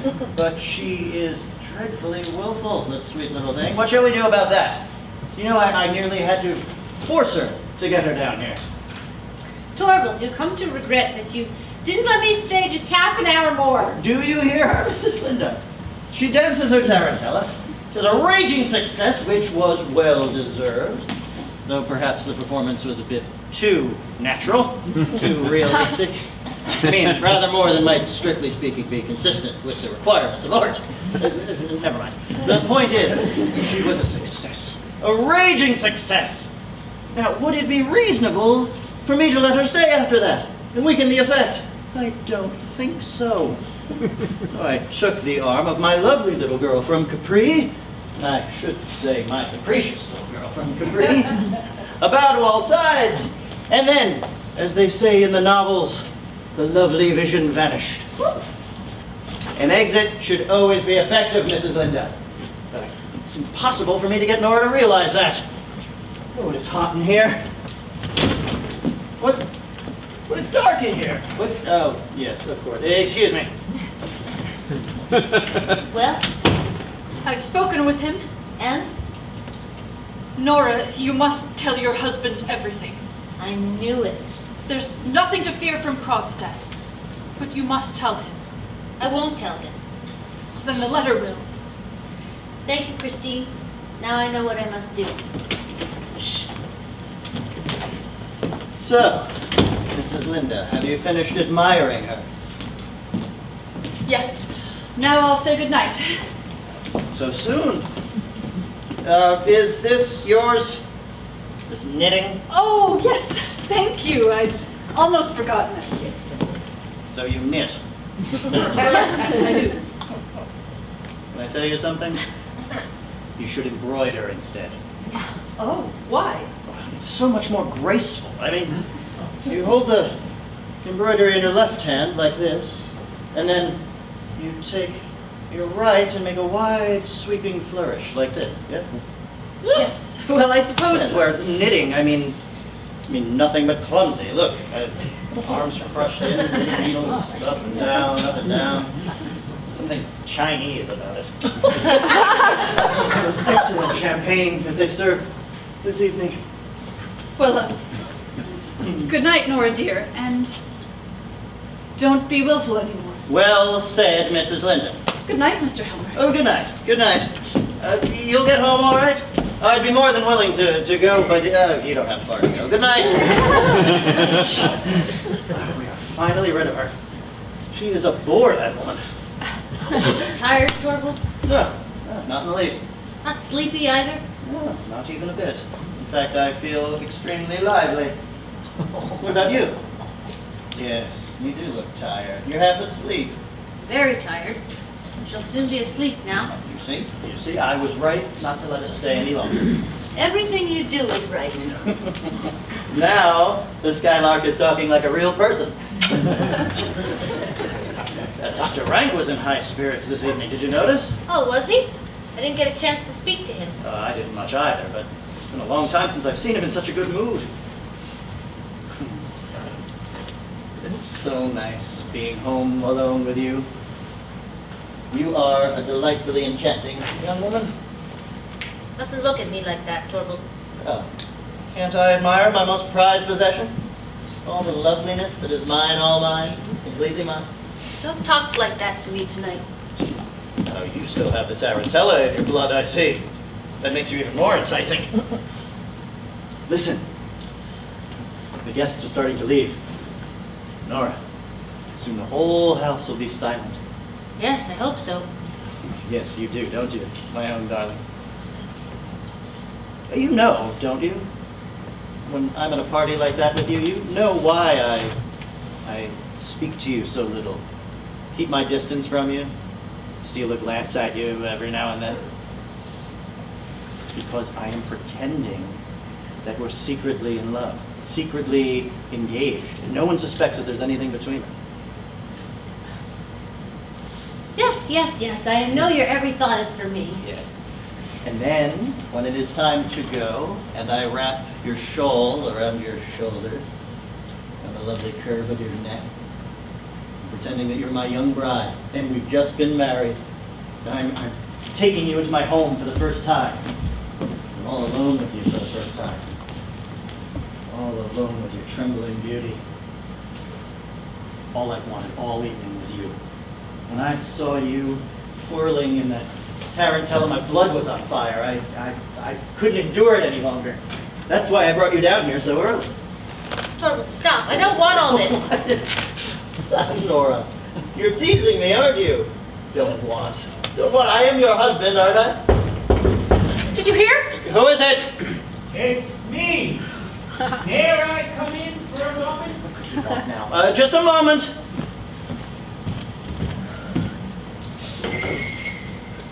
Oh, How kind of you not to go past our door. Yes, I thought I heard your voice, and I just felt like I'd like to drop in. Ah. Oh, yes. This dear, familiar place. It's always so warm and comfortable in here with you two.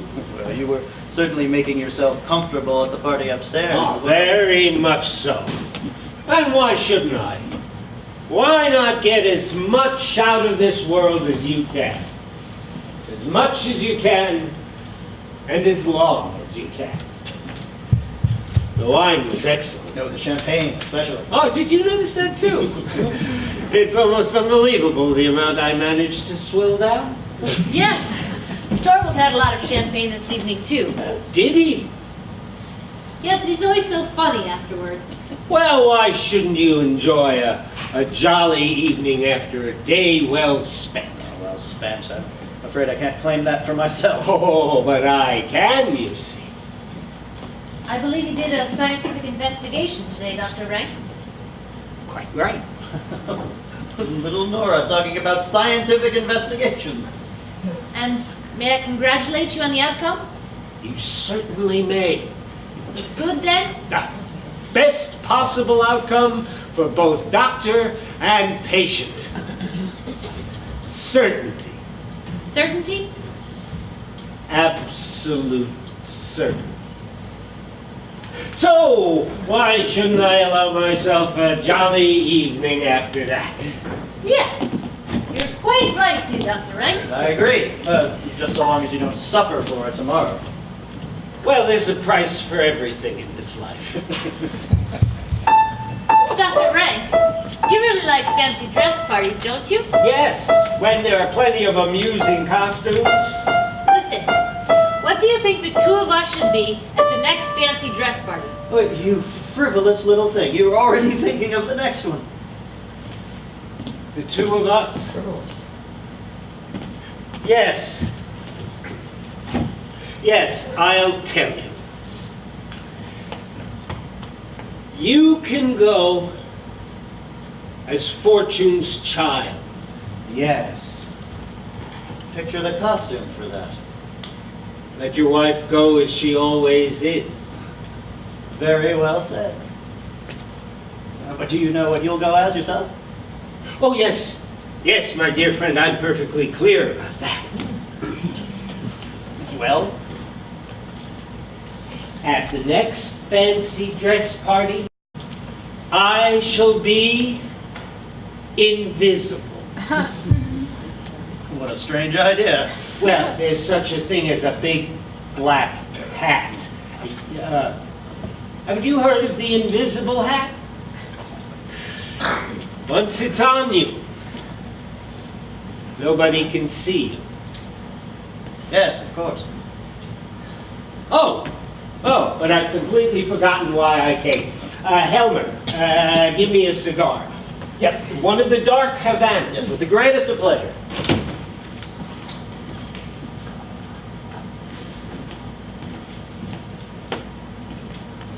Ah, thank you. Let me give you a light.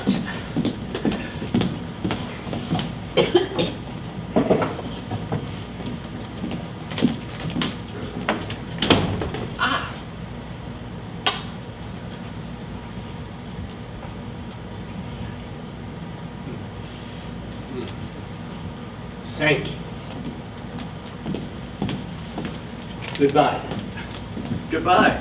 Goodbye, old friend. Sleep well, Dr. Rank. Thank you for that wish. Wish me the same. You. Yes, of course, if you want it. Sleep well.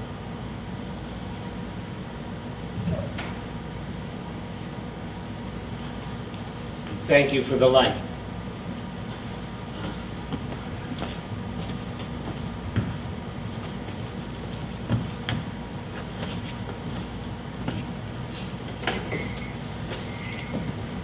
He has had too much to drink. Perhaps. What are you doing? Emptying the letterbox. It's nearly full. There won't be any room for the papers in the morning. Are you going to work tonight? You know very well that I'm not. What is this? Somebody's been at the lock. The law? Yes, I certainly have. Why? I wouldn't think the maid would. It's all right. I've gotten it.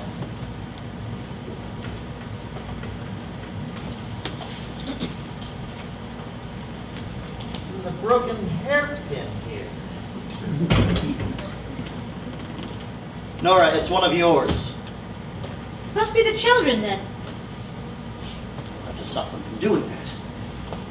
Helene! Helene, turn out the lamp in the hall. Look at it piled up. What is this? The letter.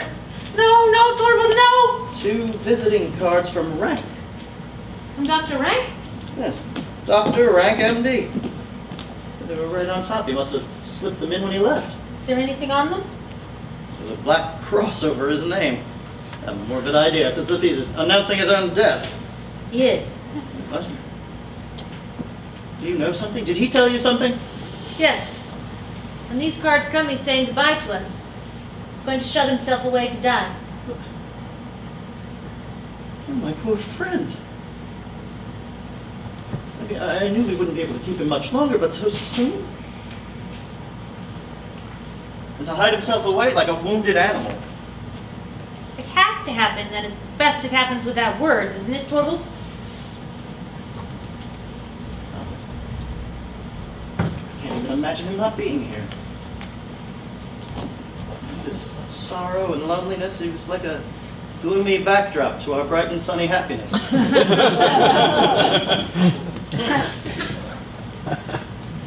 Perhaps it's for the best. For him, at least. Perhaps for us too, Nora. Now we are totally dependent on each other. Oh, I feel like I can't hold you close enough, my darling wife.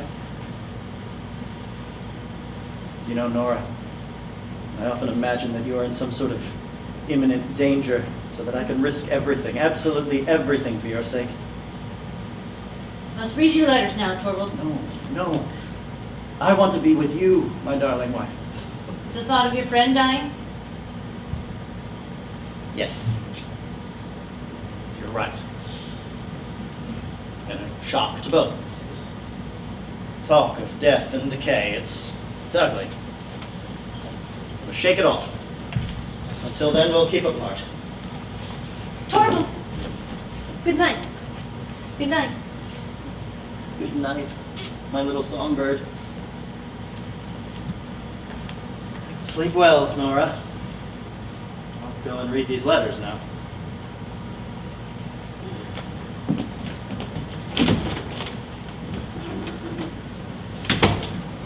No! Never to see him again! Never again! Never to see the children again either, not them either! Oh, that icy black water, that bottomless, oh, if only it were all over! He's got it now. He's reading it now. No, not yet! Bye, Torvald. And my children. Nora! Ah! What is this? Do you know what's written in this letter? Yes, I know. You must let me get away. No, You must where let are me you go. going? You mustn't try and save me, Torvald. True. It's true. What he writes here, it's terrible. It can't possibly be true. It is true. I've loved you more than anything in the whole world. Enough with your foolish excuses. Torvald! You miserable, wretched woman, what have you done? You mustn't take it all on your shoulders. You must let me get away. You mustn't. Enough with the play acting. You will sit here and you will explain. Do you understand what you've done? Answer me, do you understand? Yes, I'm beginning to understand completely now. What a dreadful awakening. For the past 8 years, the woman who was my pride and joy, a hypocrite, a liar, we're still a criminal. Oh, the abysmal hideousness of it all. Shame on you. I should have known something like this would happen. I should have seen it coming. All of your father's slack principles. Now do not speak. You have all of your father's slack principles. No religion, no morality, no sense of duty. I'm being punished for turning a blind eye to his faults, and I did it for your sake, and this is how you repay me. Yes, this is how. Now you have completely destroyed my happiness. You have ruined my entire future for me. It's terrible to think about. I am completely at the mercy of an undescribably terrible person. He can do what he wants with me. He can demand absolutely anything of me. He can have me at his beck and call night and day. I daren't refuse. And I have to sink to such depths and be destroyed all because of an irresponsible woman. When I'm out of this world, you'll be free. Enough with those phrases. Your father was always ready with phrases like that. What good would it do me if you were out of this way, as you say? Wouldn't do me a bit of good. He can still make everything public. And if he does, people might think that I knew about this crime of yours. That I was the one who thought of it. And put you up to it. And this is the thanks I get after pampering you all throughout our marriage. Now do you understand what you've done to me? Yes. So unbelievable. I can't even grasp it. Let's find some way to solve it. Take off that shawl. Take it off, I said! I have to find some way to satisfy him. And as far as you and I go, it must look as if everything is the same between us. But only in the eyes of the world, of course. So, you will stay here, that goes without saying, but you will not be allowed to bring up the children. I daren't entrust them to you. To think I have to say such a thing to the woman that I love, the woman that I still... No, that part's over. It has to be. Now it's not about happiness. Now it's just about saving what's left. The fragments, saving our skin. Who is that so late? Could he be... Nora, hide, say you're ill. A letter's just come from Mrs. Helmer. Give it to me. It's from him. No, you can't have it. I'll read it myself. Read it. I don't know if I have the courage. This could be the end of us.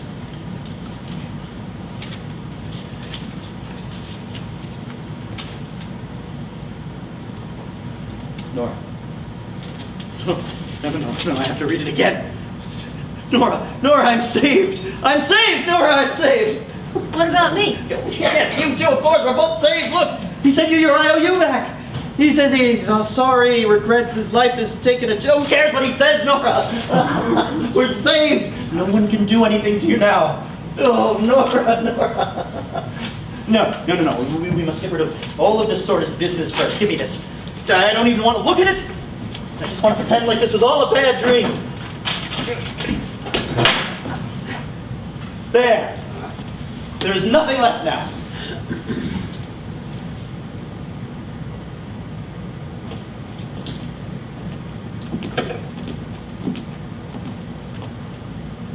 Said that since Christmas Eve you must have had 3 terrible days, Nora. Fought a hard fight these last 3 days. You must have been in agony and seen no way out, but no. You won't even think about that. We will just rejoice and repeat, it's over. It's over. Nora, you don't seem to grasp it. It's over. Why don't you react? Well, I see what this is. You can't believe that I've forgiven you. But I have. Nora, I swear, I've forgiven you. I know you did what you did because you love me. That's true. Yeah. You love me as a wife should love her husband. You just misjudged the way to do it. You didn't have the insight. Do you think that you would be any less dear to me because you don't know how to do things on your own? You just trust me. I'll advise you. I'll guide you.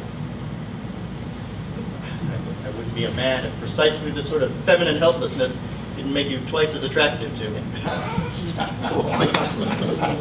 And you mustn't pay any attention to those horrible words I used in those few moments when I felt that everything was going to collapse around me.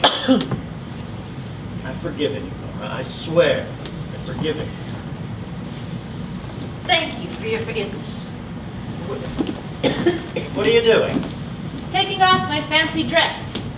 Yes, do that. Just calm down and put your mind at ease, my poor helpless little songbird. Just rest easy and nestle under my wings. Oh, how lovely and snug our home is, Nora. There's shelter for you here. And I'll keep you here, like a dove that I've rescued from the talons of a hawk. I will calm your poor beating heart, little by little. I will, Nora, you'll see.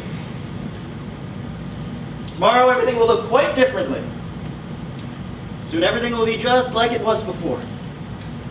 You know, I won't have to keep reminding you that I've forgiven you. You'll just feel that I have. How would you even think that I would be able to reproach you or reject you at all?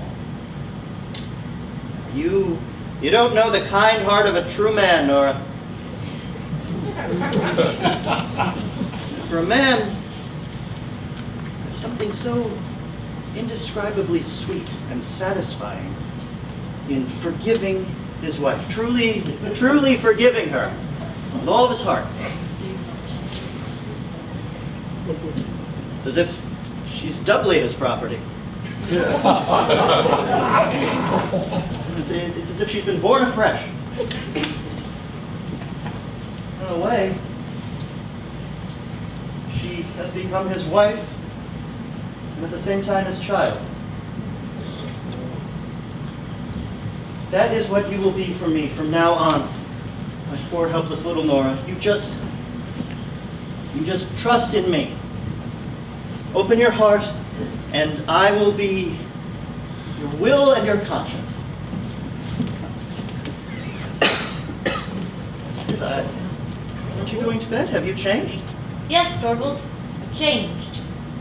But why so late? It's not so very late. Sit down here, Torvald. You and I have a lot to talk about. Why are you looking at me so strangely now? Sit down. This will take a long time. I have a lot to talk to you about. Frighten me, Nora. I don't understand you. That's just it. You don't understand me. And I never understood you either, until tonight. No, you mustn't interrupt me. You must let me speak. I'm going to settle things now, Torvald. What do you mean by that? Doesn't it strike you sitting here like this? Like what? For 8 years now, we've been married, and you and I, husband and wife, have never sat down seriously together. Seriously? What does that mean? I mean, for 8 whole years now, longer actually, ever since we first met, you and I have never exchanged a serious word on any serious subject. What? Do you mean I should have been telling you all about my worries, which you wouldn't have been able to help me with anyway? No, I'm not talking about worries. I'm saying this is the first time that you and I have sat down seriously together to try and get at the bottom of something. Nora, darling, would you really have been interested in that anyway? That's the point. You've never understood me. You and Papa have done me a great wrong, Torvald. But the two of us, the two people who have loved you more than anyone else. You've never loved me. Neither of you. You just thought it was fun to be in love with me. Nora, what a thing to say. Well, it's true, Torvald. When I lived with Papa, he used to tell me what he thought about everything. And then I thought the same. And if I didn't, I used to hide it because he wouldn't have liked it. He called me his doll child. He used to play with me the way I played with my dolls. Then I came to live in your house. Nora, what a way to talk about our marriage. I mean, I passed from Papa's hands into yours. You arranged everything according to your taste, and it became my taste too. Or I thought it did. I'm not sure, really. Both, I think. Sometimes one, sometimes the other. Now that I think about it, I've lived here like a pauper. I've lived by performing tricks for you, Torvald. But that's the way you wanted it. You and Papa have done me a great wrong, and it's because of you that I've made nothing of my life. Nora, how unreasonable and ungrateful can you be? Have you never been happy here? No, I've never been that. I thought I was, but I never have been. Never. Not happy. No, just cheerful. You've always been so kind to me, but our home has never been anything but a doll's house. I've been your doll wife here, just as I was Papa's doll child at home. And the children have been my dolls in their turn. I thought it was fun when you played with me, just as they thought it was fun when I played with them.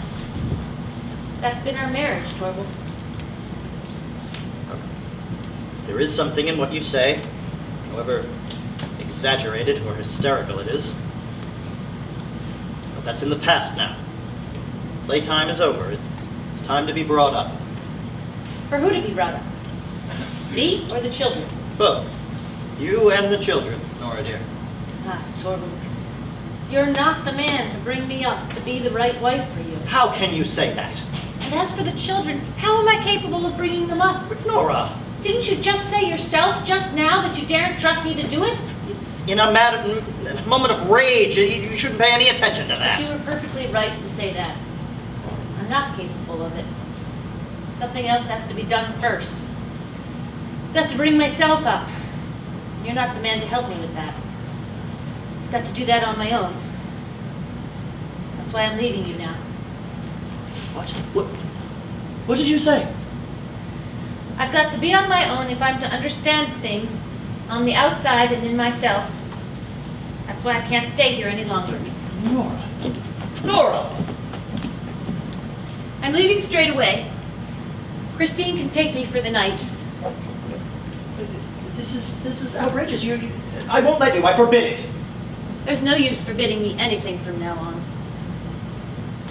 I'll only take what belongs to me. I don't want anything of yours, either now nor later. This is madness. Tomorrow I'll go home. To my hometown, I mean. It'll be easier for me to find something or other to do there. You blind, inexperienced creature. I must see that I get some experience, Torvald. And leave your home, your husband, and your children? Haven't you thought about what people might say? I can't think about that. I only know that it's right for me. This is outrageous. You are betraying your most sacred duty. What do you consider my most sacred duty to be? Do I really have to tell you? Isn't it your duty to be with your husband and your children? I have another duty, just as sacred. No, you don't. What duty could that be? My duty to myself.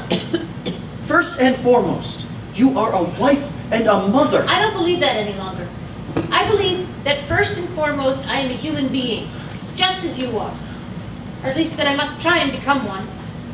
I know that most people will say you're right, and it says something like that in all the books, but I can't go on accepting what most people say and what it says in all the books. I've got to think things out for myself so that I'll understand them. Don't you understand? Your place is in your own home. Don't you have something to rely on in matters like these? Religion? Torvald, I don't really know what religion is. What are you saying? I don't know anything except what Pastor Hansen said when I was being confirmed. He said, religion is this and that and the other. When I'm away from all this and on my own, I'll look into that as well. I want to see if what Pastor Hansen said was right. At least whether it's right for me. I have never heard such a thing from a young woman of your age. But if you can't be swayed by religion, perhaps I can stir your conscience. Because you must have some moral sense. Or perhaps you haven't. Answer me that. It isn't easy to answer that, Torvald. I simply don't know. I don't know what I think about all that. All I know is that you and I think about that sort of thing very differently. And now I'm told that the law isn't what I thought. But I can't get it into my head that the law can be right. That a woman doesn't have the right to protect her dying father or to save her husband's life. I don't believe it. You talk like a child. You don't understand the society you live in. No, I don't. Now I'm going to learn about it. I want to see who's right, society or me. You're ill. Nora, you're feverish. I think you might even be out of your mind. I've never felt so clear, so certain as I do tonight. And you would leave your husband and your children when you feel so clear and so certain. Yes. Well, there's only one explanation for it then. What's that? You don't love me anymore. No. That's just it. Nora, how can you say that? It hurts me to say that, Torvald, because you've always been so kind to me, but I can't help it. I don't love you anymore. And are you so clear and certain on this as well? Yes, absolutely. That's why I can't stay here any longer. Can you tell me what I did to forfeit your love? Yes, I can. It was tonight, when the most wonderful thing of all didn't happen. Then I realized you weren't the man I thought you were. Please explain. I don't understand you. For 8 whole years now, I've been waiting patiently, because heaven knows I realized that the most wonderful thing of all doesn't happen every day. And then this shattering thing happened to me. And I thought, now the most wonderful thing of all is going to happen. All the time that Krogstad's letter was out there, it never occurred to me that you would give way to the man's conditions. I was absolutely certain you would say, let the whole world know about it. When that had happened... Yes, and when I had abandoned my wife to shame and disgrace. When that had happened, I was absolutely certain that you would step forward and say, I am the guilty one. Nora. You mean I never would have allowed you to make such a sacrifice? That goes without saying. But how much would my word have counted against yours? That was the most wonderful thing of all I was hoping for and dreading. And it was to prevent that I was willing to end my life. Nora, I would work night and day for you. I would endure suffering and hardship for your sake, but no man sacrifices his honor for the one he loves. Hundreds of thousands of women have. You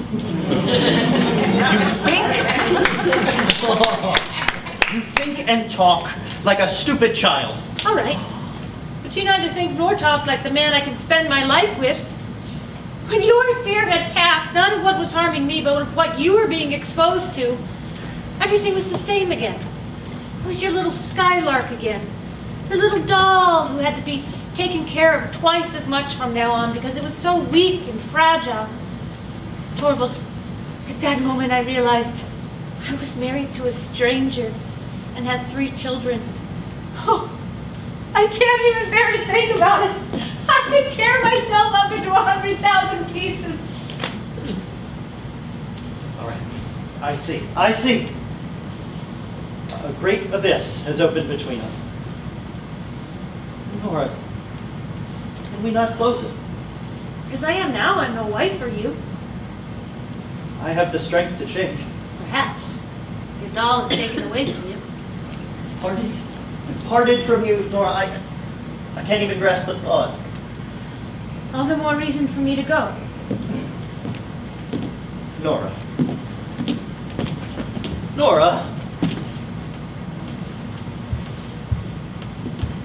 wait until tomorrow. I can't spend the night in a strange man's house. Could we not live here together as brother and sister?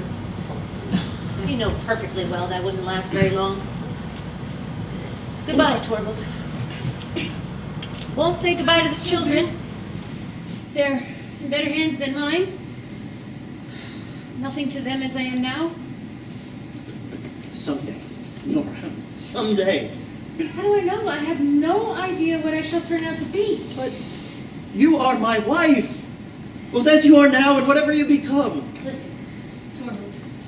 I've heard that when a woman leaves her husband's house, he's relieved by law of all obligations towards her. At any rate, I release you. You mustn't be bound any more than I, There must be complete freedom on both sides. Look, here's your ring. You'd be mine. Not this as well. This as well.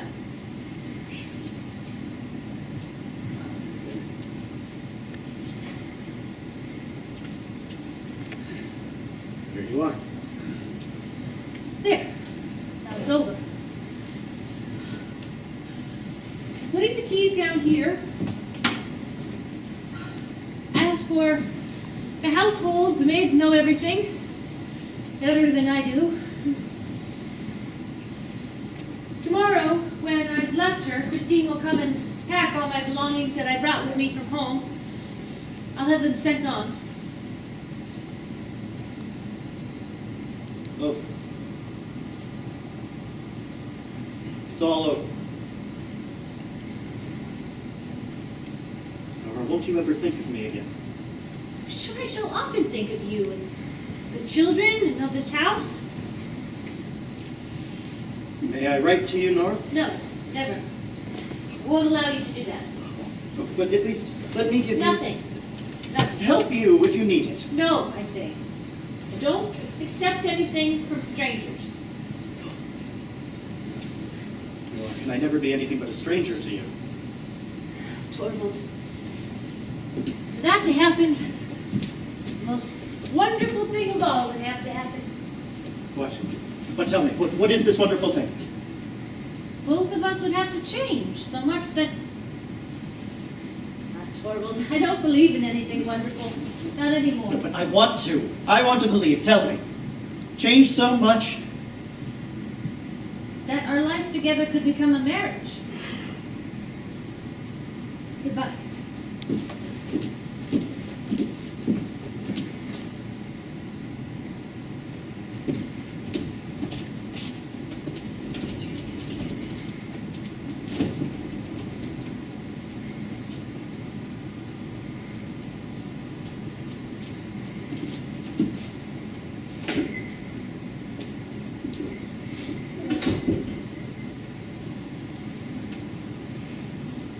Nora. Nora.